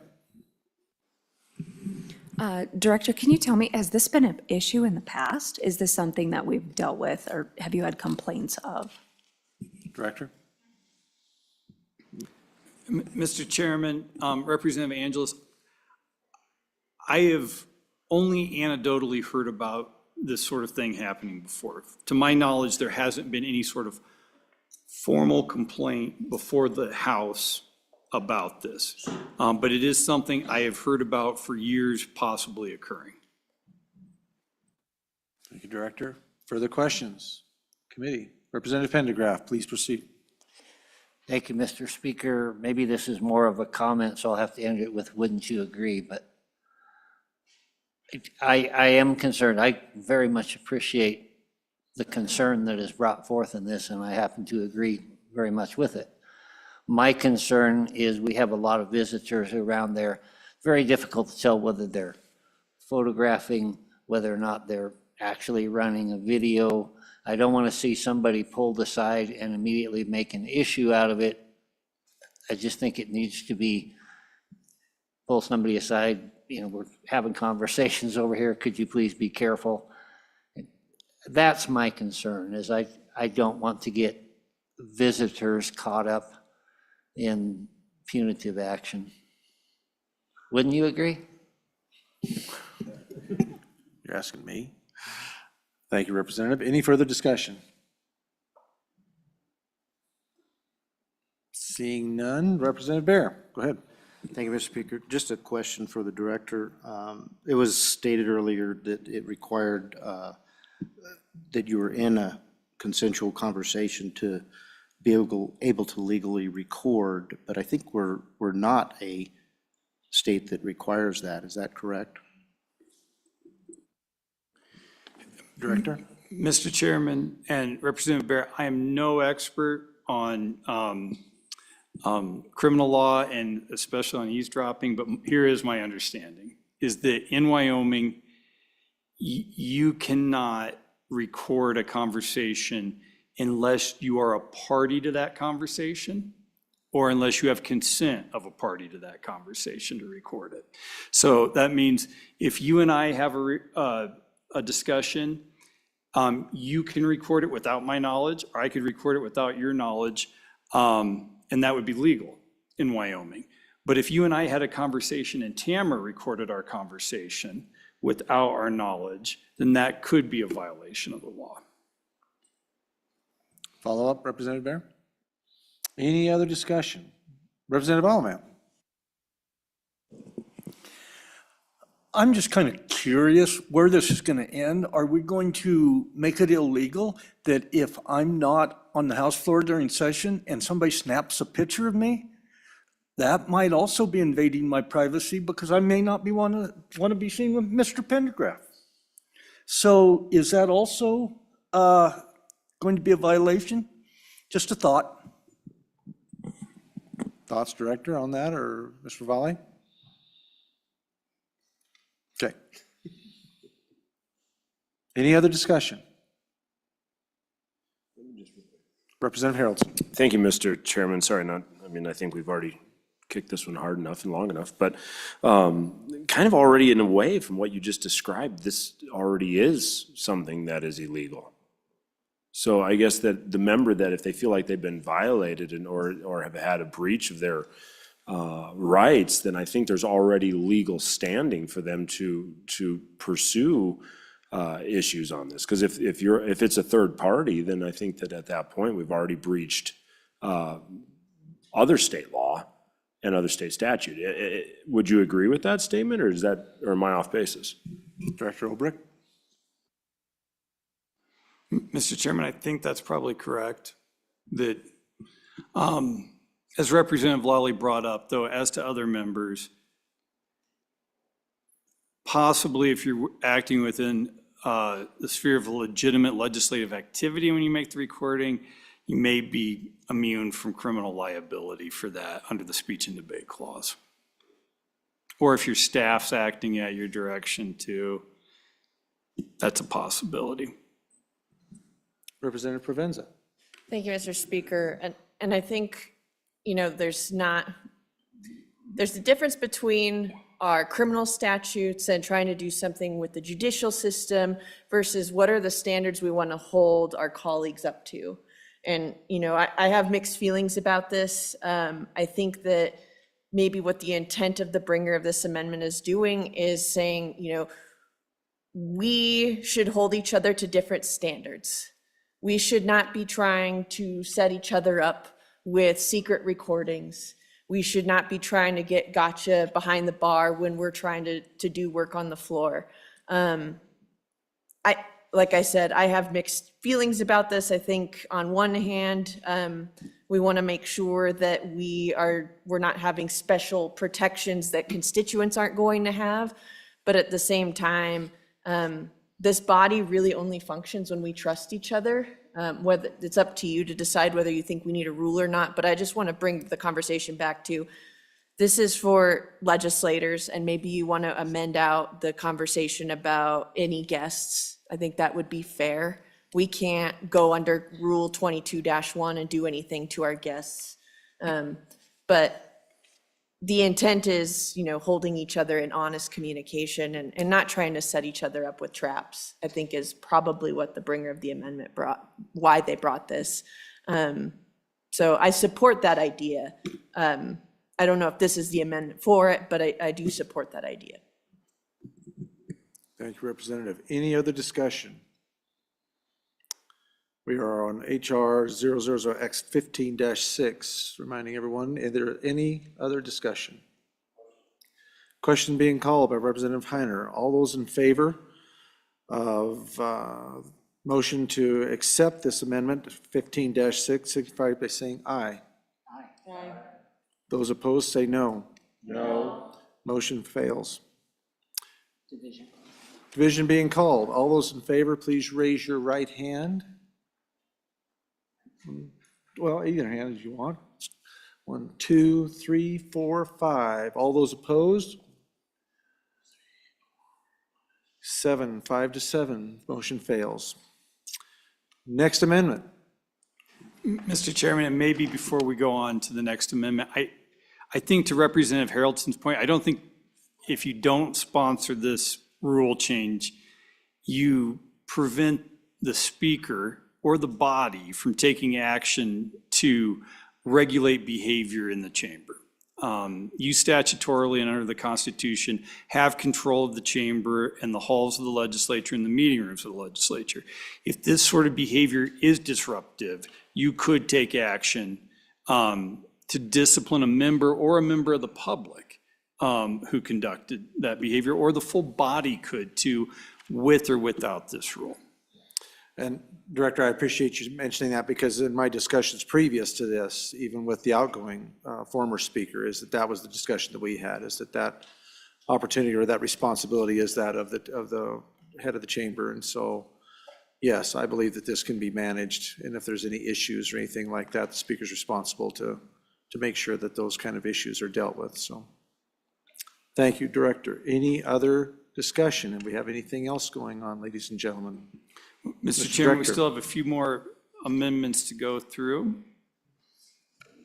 You know, this was going to be a short meeting, but Yeah. thank you very much. Yeah. This is working great. So, Director, please proceed. Mr. Chairman, the next two are kind of a bundled deal. First is changes to House Rule 4-9 and 3-4, and then its companion is changes to House Rule 13-3 and 13-4, and those are both Representative Provenza's, and she may want to take those in a different order than I introduced them. Representative Provenza. Thank you, Mr. Speaker. I brought these as a point of conversation and speaking with the Speaker Pro Tem. You know, there are hundreds of bill drafts that have been requested. And we have a limit on the number of bills that we can bring during a budget session, which is 5. This would, there's 2 amendments, and it's kind of a choose your own adventure land. But you can either have 5 bills or 7 bill limit. But the idea is we've got 62 members. We have, I have a number from LSO that I can pull up, but hundreds of bill drafts. And our LSO is working around the clock to do this work. But, you know, in my experience now as a third term member, you're not going to get a ton of quality out of bills past number 5. Unless maybe you've been here a while, and you know exactly what you're doing and everything, but I want to limit the number, the amount of work that we put on LSO, and really have discernment in what bills are we trying to bring? We can't get through all of them. If everybody brings 5, we still have too many bills. But I just wanted to pose this question to this body before we maybe take it to the floor and see if there's an appetite for that. Beyond myself and potentially Speaker Pro Tem, and maybe he'll make some comments on his thoughts as well. Thank you, Representative. Representative Harrelson. Thank you, Mr. Speaker. And I think I'm going to actually just maybe a couple questions. Matt, in your experience, you've been here quite a few years, around what is the appetite of the legislature? How many bills can we chew up and swallow in the course of a session? Director Obrecht. Mr. Chairman and Representative Haraldson, it's a great question, and I would have to go back and look at those, you know, final bill statistics of how many bills get considered. But I would give me which section you're going to put the ball in, though. Yeah, I think probably, you know, in some discussions, a lot of times the high is around 450 bills that get introduced, and I would say half of those may find their way to the floor and have some discussion on them. Yeah. So, but that's a real spitball. Follow-up, Representative. Thank you, Mr. Speaker. So as we look at that, 400 bills, we'll say, one of the struggles I think we all have is as we pile you guys with bill draft requests, your team does amazing. I'm thoroughly impressed. But there's still moments where you're like, man, I wish they could just be faster at getting this stuff back to us so we could get our ducks in a row and move forward. But whenever you guys are dealing with, I mean, we're upwards almost 700 bill drafts this year. 718, and then how many staffers are you down right now? I just, as we were having this conversation, I do believe that there's a point where maybe we need to start having this discussion of what's enough, and where's the point too where we're killing you guys, and then we're gonna have potentially 300-400 bill drafts that will never even be introduced, and then another $150, $200 on top of that that'll never see the light of day at the end of this. So I kind of want you to give me your guys' heart on your load, your staffing, and what we're doing to you. Representative Obrecht, or Director Obrecht. Upgraded. Never know. Yeah, we'll see. Director. Thanks, Mr. Chairman. Representative Harrelson, and I appreciate the question. I very much do. We're down 2 attorneys right now for bill drafting. We're having such difficulty in recruiting attorneys. I'm actually considering bringing to Management Council after this session the possibility of non-attorneys trying to draft bills for us. Other states have moved in that direction. It hasn't happened in the 52-year history of this office, but it's something that I think we will consider and see how it works, do a pilot project on it. Really part of it is just the cyclical nature of the Wyoming legislature. Colorado meets in session for 5 months. They do most of their interim work. Most of their committee work is done during session. So we've got these incredibly long downtimes here where from middle of March through, really until October into November, all we really have to do is committee work. And the workload is incredibly light for our staff during that time.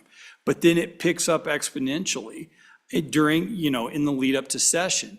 When we hire folks, we let them know that hey, there's going to be a lot of downtime during the spring and summer. And then fall into winter is your busy time. And if if you're a big skier, that might not be the job for you, sort of thing. So I guess, our bill numbers are elevated this year a little bit.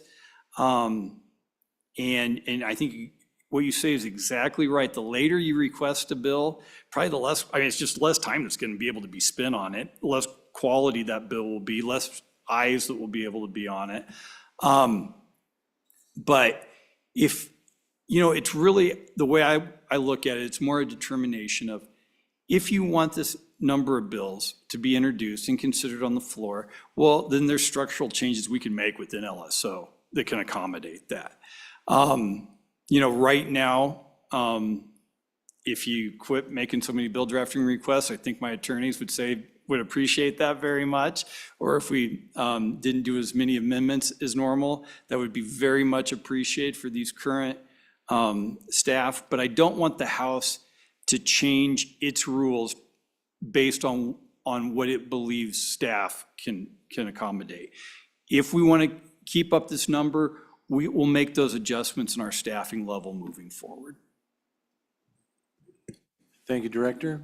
Representative Bear. Thank you, Mr. Speaker. A couple of things that I'd like to comment on. First of all, the cyclical nature comment. I do believe there's some validity to that. And I think that this high volume that we're seeing here, 718, I heard, bills being drafted, probably has to do with some pent-up demand based on change in the body. But I would also say this, that as an individual legislator, I have people in my district who bring me ideas late because the amount of news and focus on the legislature really heightens and gets concentrated just before we go into session, and things come to mind. And I too have to think about the quality that would be produced if it's just a new idea. And I have had to say no to my constituents when they brought me something late and it was just a rough idea, knowing that I wouldn't have the time to create good work with that. But then there is a value into getting a bill into the system to where it gets on our website for the future.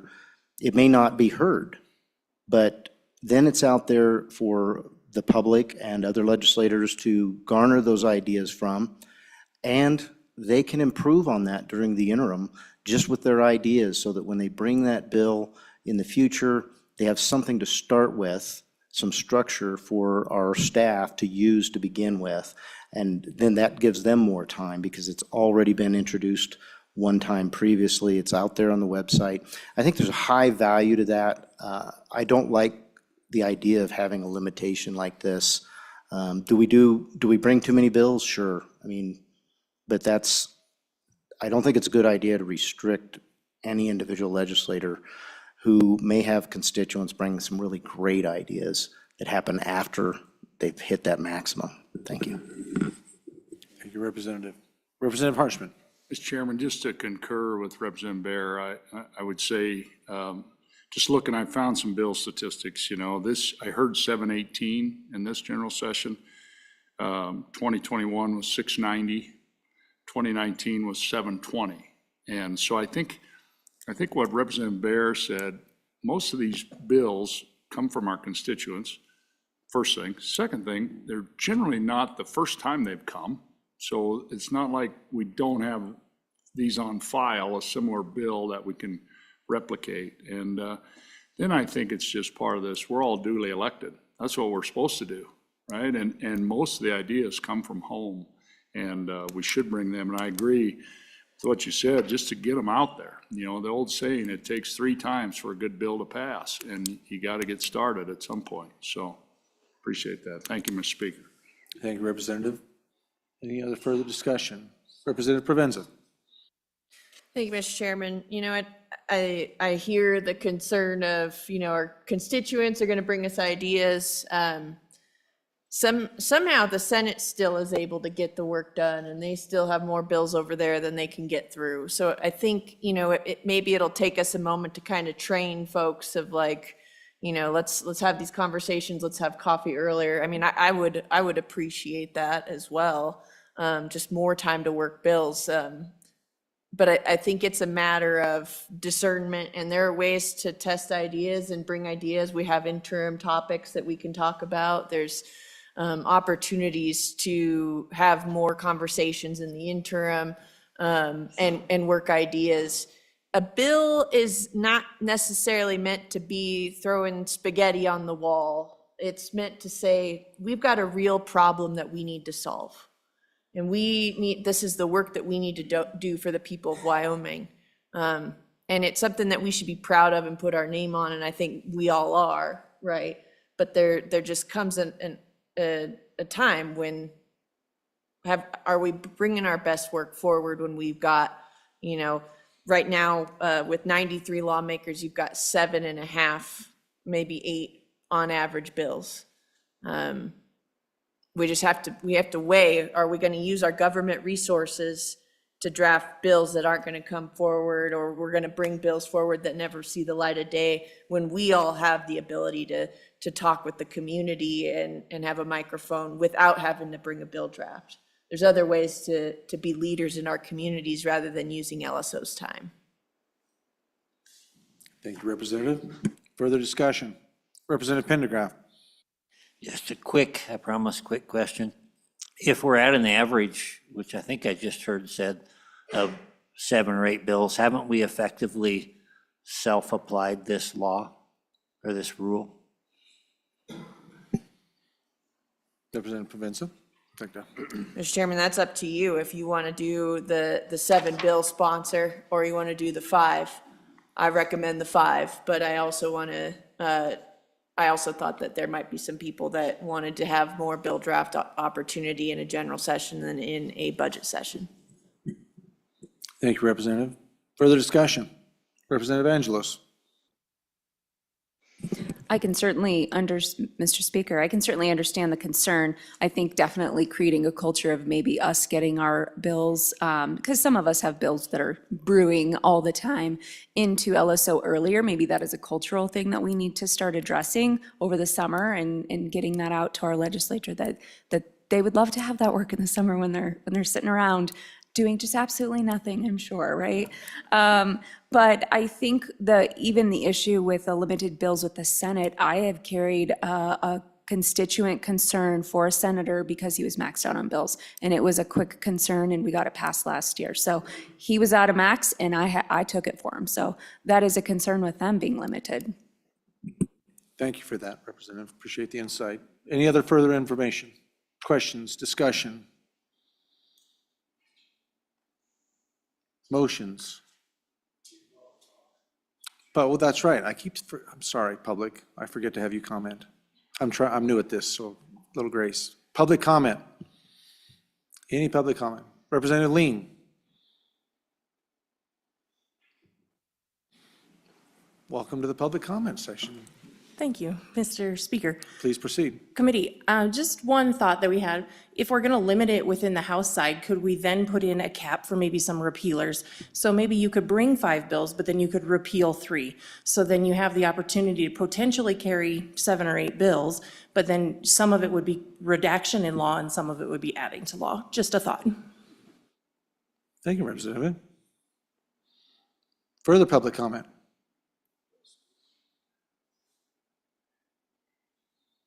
I don't want to miss anyone. Going once? Representative Wharf. Love your tie. Just saying. Thanks, Mr. Speaker. I guess Proceed. I've had a lot of people that have asked me about this very topic, and I myself have been resistant. I think what's more important is for us to know as a body that if you draft a bunch of bills, there's a good likelihood that you're not going to get hardly any of your bills introduced. And it's one of those things. I know everybody's excited. You want to do good things. A lot of it has to do with how much we talk about the bills too, because that's the other thing I've learned being here is that, there's 2 things that kill the bills. One is too many and one is talking too much. And so the more we write bills that are succinct, that are easy to explain, I think it's a moot point. I mean, the bottom line is we've only got so much time, but I myself have really struggled with this. I don't feel it's appropriate for me to tell you how many bills you can bring. The bottom line is, if you got some great ideas and you got the energy and you want to do that, I really think we've all been elected to represent people in our districts. And if that requires you to bring 30 bills, I don't care, bring 30 bills, but understand that if you bring 30 bills, you're probably not going to get to talk about very many of them. And over time, I think most kind of realize that there's kind of a balance there. But I feel bad for the attorneys, but this is the one thing I will say. All the LSO attorneys that help us write this legislation, just because the bill's not heard doesn't mean it's dead. There's a lot of good bills that don't get heard, that have to be resurrected, have to be brought back the next session. So it's not, to me, it's not lost time, it's not wasted time. But I've wrestled with that very same thing, and to me, I almost feel like it's limiting free speech. I mean, I think that's kind of what we're doing, is we're speaking for on behalf of the people that have sent us here. And if somebody here decides how many bills I can run, I have a problem with that. I just don't think that's what we should do. So I myself would speak, well, I guess I just did. I spoke against it because I think I understand it, but I just think it's we got to I know we got probably one of the biggest classes that we've ever had come into the House at one time, and it's a learning curve. But that's what I have to say, Mr. Speaker. Thank you. Thank you, Representative Worf. We appreciate your input.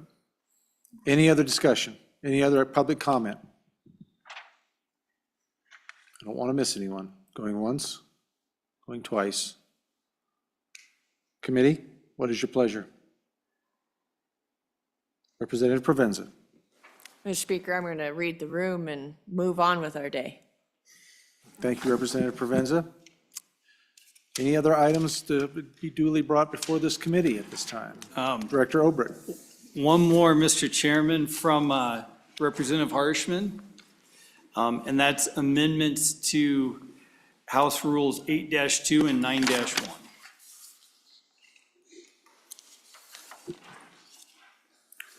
Representative Harshman. Mr. Chairman, thank you. Members, do you all have a copy? I think it's really, this is about kind of our custom and our debate and really our precedents. And I just wanted to add this to this, because this is the way it kind of used to be. It's slipped a little bit over the last 4, 6, 8 years, 10 years. But so our current rules are right there. Any member about to speak shall rise, respectfully address, presiding officer, recognize, confine his comments to the question under consideration and avoid personalities.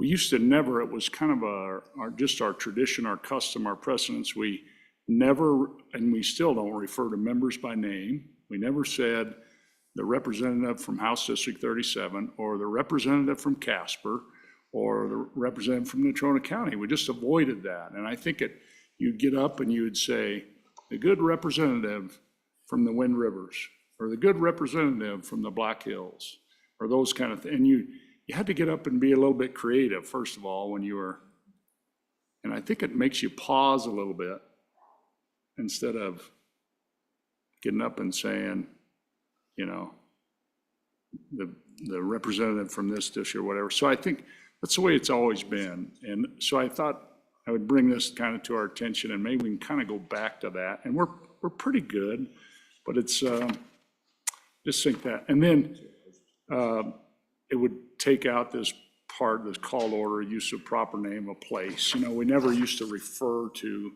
a county or a city. We'd say that city in the center of the state or those kind of things. And so use of proper names. So anyway, that's the proposal, to kind of stay with our tradition and kind of just sharpen us up a little bit. Thank you, Mr. Speaker. Thank you, Representative Harshman. Anyone like to discuss? Representative Heiner. Thank you, Mr. Speaker. I'd like to, we include in here district number, and the good representative from Camel Country. On our podiums, we have a sheet there that references all of the representatives with their district number. I assume to prompt us to use the district number instead of the individual's name, but with that, we would not be able to use the district number either and create a little bit more complexity to our conversations. Is that the intent here? Representative Harshman, if you'd like to take that. Mr. Chairman, really the intent is to really, so we focus on the part of the existing rule, that we really confine this to the consideration of the question that we're debating, and really focus on that, and not the last person who spoke or 2 people ago who spoke. And I think, and I'm guilty of it. We all are. We get going, and I think this makes us pause and really keep focusing on the question. What is the question we're debating? It's not where you're from or who you are. It's really the part of the idea, the point. And so that's the way we used to always kind of do it. It's just been this gradual kind of erosion over the last decade, probably. So anyway, that's why I brought it. Thank you. Thank you, Representative Harshman. Representative Harrelson, and then Representative Williams. Thank you, Mr. Speaker. Coming in as a class that had the list with the district numbers, in one way it is nice for the simple fact that you have 62 people you're trying to figure out where in the world they're at in this state. And so you say become a little ingenuitive in how you say that. Well, I don't have a clue if they're from Wind Rivers or if they're from Bitter Waters or if they're from Windy Country or if they're up by that tower up in the corner. Because when you're a freshman, you're just trying to figure out where the bathroom's at.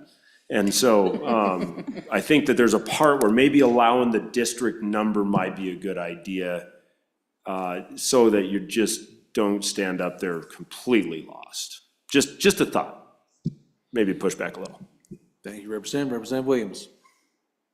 Thank you, Mr. Speaker. Just a question for the bringer of the amendment. And I too, will echo the sentiment of the last speaker that I like the idea of using district numbers more so than use of nicknames. I think what we hear a lot often in the body is labeling of legislators. We always hear, the good old country lawyer or the good old PA from, where the wind blows, or we get labeled based on our occupation. And so I'm just curious why you omitted that from the amendment. Representative Hilton, you'd like to take that? Mr. Chairman, to answer the good representative's question, I didn't omit it. I just never, I thought it would kind of be all inclusive in this. So I think we could certainly include that. But I think go back, Mr. Speaker and members, to our rule that's been with us forever, and it's in our manual, and it's in Mason's. When recognized, the member shall confine his comments to the question under consideration and avoid personalities. And I think we can, it's not about the person 3 times ago from House District 45 who spoke. It's not about that. It's about these arguments that are out there and persuasion and the question. And again, I'm guilty of it. We all are. But I think it kind of disciplines us to get back to really the way we used to do it and the way I think it's intended to be, to really focus on the question and not who's on the other side of the question. Thank you, Representative. We'll go back to Representative Harrelson and then to Representative Williams again. Representative Harrelson. Thank you, Mr. Speaker. So my thought though is you're bringing a bill to the floor and you're debating a bill, and I've laid out the reason why this is the best idea ever, and obviously all of you guys should vote for it. And then you guys come up and start asking questions. And then whenever you sit there and you bring back a referral so that it jogs people's, oh yeah, I remember that question because so-and-so brought it. So I understand where you're coming from, but I do question, and that's one situation where you're bringing up those individuals' questions that were brought before you. So yeah, it is about the question, but there is an understanding too. So instead of having to completely restate the question that was asked, you can make a reference point, so to speak, and then answer that question without having to restate the question. I'm just trying to, and I'm not trying to be difficult. I'm just trying to ask. These are things that just popped into my brain. Thank you for not wanting to be difficult, Representative Harrelson. Representative Williams. Okay, no question? Any other questions from the representatives? Seeing none, public comment. Is there any of the public that would like to opine on this amendment? Any representatives or others? Representative Provenza. Thank you, Mr. Speaker. It's leaning back on my psychology background that I got in the Windy City of Laramie. Having the break cognitively of being a few degrees removed from the personalities just makes it so much harder to then go after folks. So you have a pause between I'm upset about something, because it's easy to talk about when we're talking about a basic, like a question, right? Representative Harrelson, I think that's 99% of what we're doing. But in those moments where we get agitated with each other and we have this rule stopping us that removes us a couple degrees, allows for us to just say, let me just get back to the point that I'm agitated with. I can be agitated about ideas, but I can't be agitated at the representative from House District 46 or whatever. And that's what I think that the point of the amendment is. And so from my psychology background, I know that cognitive leap that you have to make serves as a protection of eroding what the institution is and our relationships to each other. Thank you, Representative. Is there any other discussion?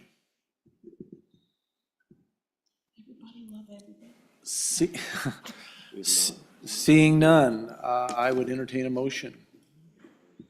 I'll move the amendment, Mr. Chairman. Moved by Representative Harshman. Is there a second? Is any public comment, though? Oh, I thought we asked for public comment. Or did you? Did we? Okay, Hope okay, so. I'm sorry, Mr. I finally did it right there, and then he wonders if I did it wrong. Is there a second? Seconded by Representative Provenza. Now on to discussion by the members. Mr. Chairman, just maybe to wrap it up, I know we've been. Representative Harshman. I won't say it in a PhD with psychology, but it's really my experience. When you get up there and then you just have to pause a little bit.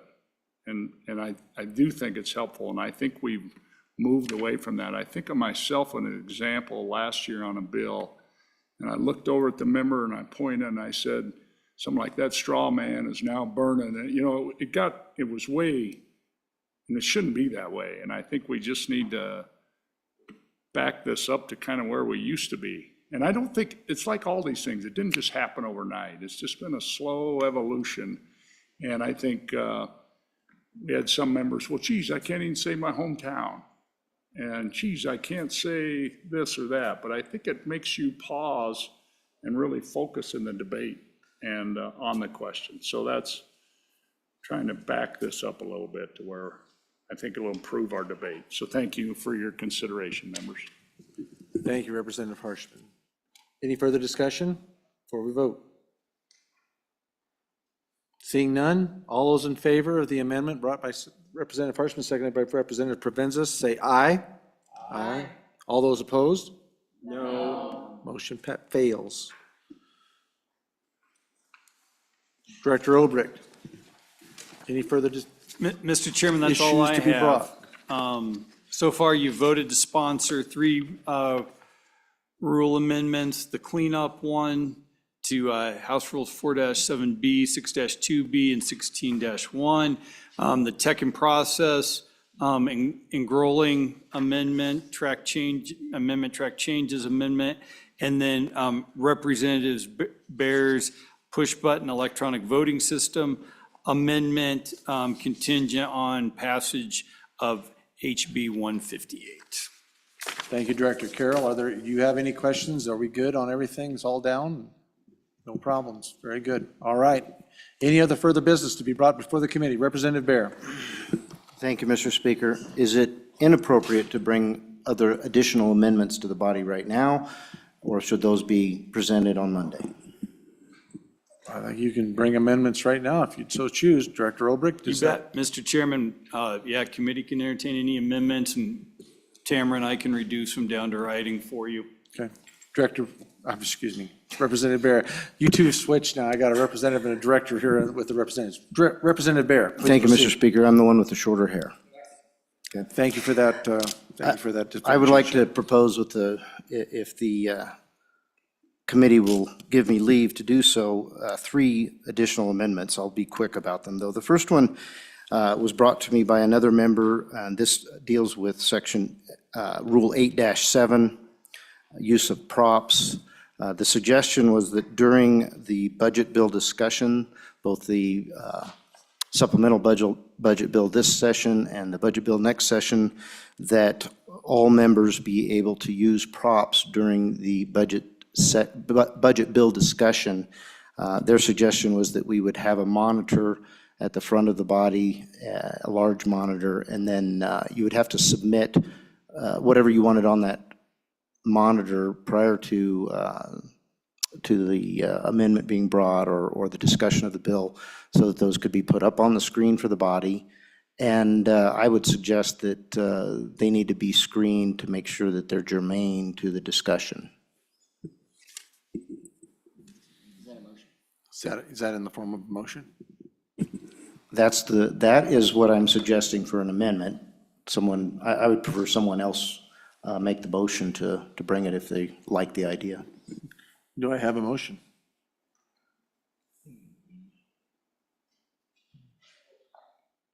Representative Bear. Okay, we'll move on to the second one, Mr. Speaker. Go ahead. And let's see, this one would be for, I was trying to find it. I know that in Section 13, we talk about rules for the budget session. Director Obrecht, as I recall, redistricting was one bill that had an exception for the 2/3 introduction vote. I couldn't find that rule. This would be in addition to that rule that recalibration for a K through 12 model would also be a bill that did not require a 2/3 introduction vote.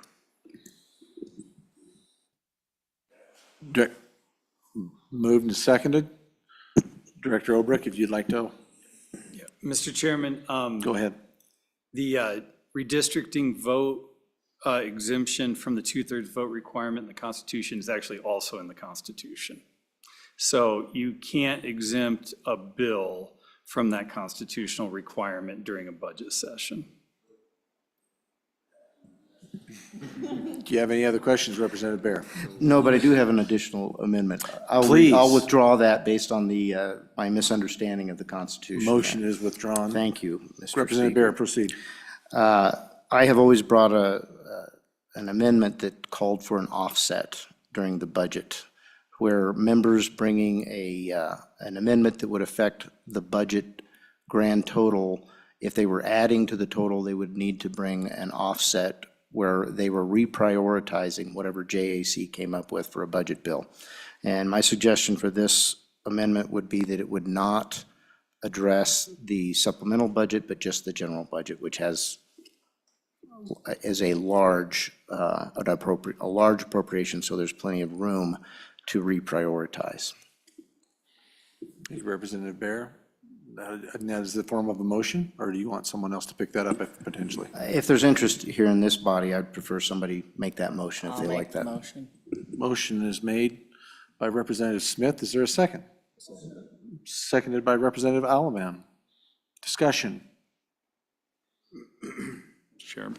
Representative Harshman. Yeah, and Mr. Chairman, and we've debated this before. I think we got to think really careful, though, about this really cedes a tremendous amount of power to the Appropriations Committee, those 7 people. I don't think you want to do that. I just think that we are all duly elected. Sometimes an idea costs a little money, and I just think, boy, we don't want to give up. We're all one person, one vote, and I just don't think you want to give that kind of power to 7 of our colleagues. It's already a very powerful committee, but to put another string attached to amend that, I think we've defeated that year after year when it's come up over the last, over the decades. But so I'd urge your no vote on that, but appreciate the discussion. I think it's good to have this discussion. Thank you, Mr. Chairman. Thank you, Mr. Representative. Representative Bear. Thank you, Mr. Speaker. It is something, and that's a great point, and we've debated it before. Representative Harshman and I actually have gone at it on this one on the floor, which I've appreciated the debate. The idea is that we would depend on those 7 members, their expertise as to what the finances of the state really are. But there is a caveat, there is an exception, and this has been confused about this amendment in the past, that this amendment does not apply to individual bills that have an appropriation on them. So there's still a great opportunity for any individual to bring a bill that would exceed the spending of the appropriation in the appropriation budget, and that bill would get its own individual debate and be vetted through the normal process of any other bill. So this is simply restricting ourselves to a finite number limit that is predetermined by those 7 members. That is true. But it gives us plenty of latitude to work within that number and to reprioritize what the body believes is the most important thing to fund. It is important that we're responsible with the people's money and that we don't, I think we have a constitutional requirement that we cannot deficit spend. This is just extending that requirement on to not dipping into our savings, if you will. And if that's what the 7 members of the Appropriations Committee, or if that's their target, that's a good target, and we should all honor that. This is a method to help us all work within that limit reprioritize if we need to. And then, of course, I think that the representative brings a great point, that need for each individual representative to have the authority to extend spending beyond that, and they do have that through an individual bill. Thank you. Thank you, Representative Bear. Further discussion, Representative Harshman. Mr. Chairman, just one more thought kind of on the appropriations process. It's not just the 7 House members, it's 5 senators too on that committee. And so you could have 5 senators and 2 representatives vote for the bill. And then that senators are in effect constraining House members. And I just think there's some catches on bicameralism, and there's some catches on us. We're all duly elected. And I just think we want to be careful of that and ceding that the power that the people at the ballot box gave to each of us to represent them. So urge your no vote. Thank you. Further discussion for the committee? Representative Pendergraft. Thank you, Mr. Speaker. I love the concept. I love the idea of eventually moving to a cash basis where you have that line hard written. This is how much money we have. How are we going to spend it? And in order to do that, you would kind of have to have maybe some low-hanging fruit isolated, so that someone who maybe doesn't understand the entire thing could look up there, and then we could put it to the body. Would you rather have this or that? Is this more of a need than a want? And so the question comes down to, would it be advisable, would it be conceivable to have some of those items listed as a trade-off? I know that when you're very new, it's hard to say, okay, where am I going to go find some savings? I'm trying to figure out how this could actually be implemented without completely clogging up the works. Further comment? Seeing none from the committee, public comment. Anyone like to come up? Representative Davis, long time no see. How have you been, sir? Welcome. Proceed. Thank you, Mr. Speaker. My comment on this is, how do we anticipate where our dollar is shrinking? And if we're, I'm thinking, inflation. How do we compensate for inflation if we're in our budget? If we set the goal of an inflationary, do we add inflation onto our spending each year, and that shorts us? So I'm a little confused on how this could work with setting that goal without understanding all the agencies and what makes them work in the inflationary values. We're talking about a lot of this and emergency situations, things like that. So I don't think I think as the good representative says, we're elected, we're adults. We should be able to manage this without having to put these artificial barriers in there. And that's my opinion. Thank you, Representative. We appreciate your input. Thank you, Mr. Speaker. Would anyone like to give further public input? Representative Larson. Welcome back to the questions. Thank you, Mr. Speaker. Please proceed. I think that with the new members of the Appropriations Committee going into the budget session next year, they're going to have the opportunity to cut their perceived pork out of the budget, therefore decreasing opportunities for legislators to cut maybe unnecessary things out of the budget. So I think the Appropriations Committee is already going to decrease spending to the point where they feel they're happy, and so I don't feel this amendment is needed at this point. Thank you, Representative. Further public comment? Any further public comment? Seeing none, this bill has been moved by Representative Smith and seconded by Representative Allemand, I believe, if I recall correctly. Representative Provenza.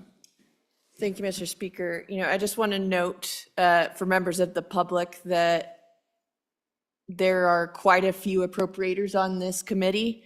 And so, my push would be that we have this discussion potentially with the floor and not here, given the amount of power that sits with 1, 2, 3, 4, 5, 6 of the 7 appropriators constitute this body. And so I think it would be appropriate for them to allow us to make that decision when they have so much to gain from taking that power. So that would be my request, and to vote no on this, let the body make a decision. Thank you, Representative. Further comment? Further comment? Representative Bear. I appreciate the last comment from Representative Provenza. I respect that. I think what I would do, since I'm the bringer of this amendment, I'll abstain from this vote, if that's all right with the speaker. It's your personal preference, Representative. Thank you. Any other comment? Representative Pendergast. Just a question for clarity. If we were to adopt this amendment, does it then not, is it not subjected to the scrutiny of the body in the next vote? It would be. Representative Provenza, go ahead. Thank you, Mr. Speaker. It would be, but it carries a lot more weight. And we have a large contingency of new members in the body that don't necessarily know the budget process, and they're going to be looking to your wisdom and the wisdom of this body. And so I think it's just honest to maybe just have the appropriators who want this bill to bring it on the floor and have the discussion that way, instead of saying Rules Committee has sponsored this. Thank you, Representative. Further discussion? Any further discussion? Seeing none, we have motioned and seconded. All those in favor of the amended with the abstention of Representative Bear, please say aye. Aye. Those opposed? No. Motion fails. Director Olbrich, do we have any further business to be taken care of for this committee at this time? Mr. Chairman, only if a member who hasn't had their amendment reduced to writing yet would want the committee to consider something, but I don't have anything else. Thank you for that. Yes, admonition to all members. If you have other amendments that you would like to see brought to this legislation when it comes to the body, I would encourage you to get with Director Olbrich or Ms. Rivale, and they will help you with that. And you can certainly bring amendments to this bill on the floor. So please prepare those. Any other business that should probably be transacted before this committee at this time? Mr. Chairman, Mr. Speaker. Representative Yin. Just to highlight on that, those amendments have to be in writing. We can't bring voice amendments to the rules on the floor. Thank you, Representative Yin. I appreciate that. Anything else? Seeing none, this meeting of the House Rules Committee stands in adjournment. Thank you all.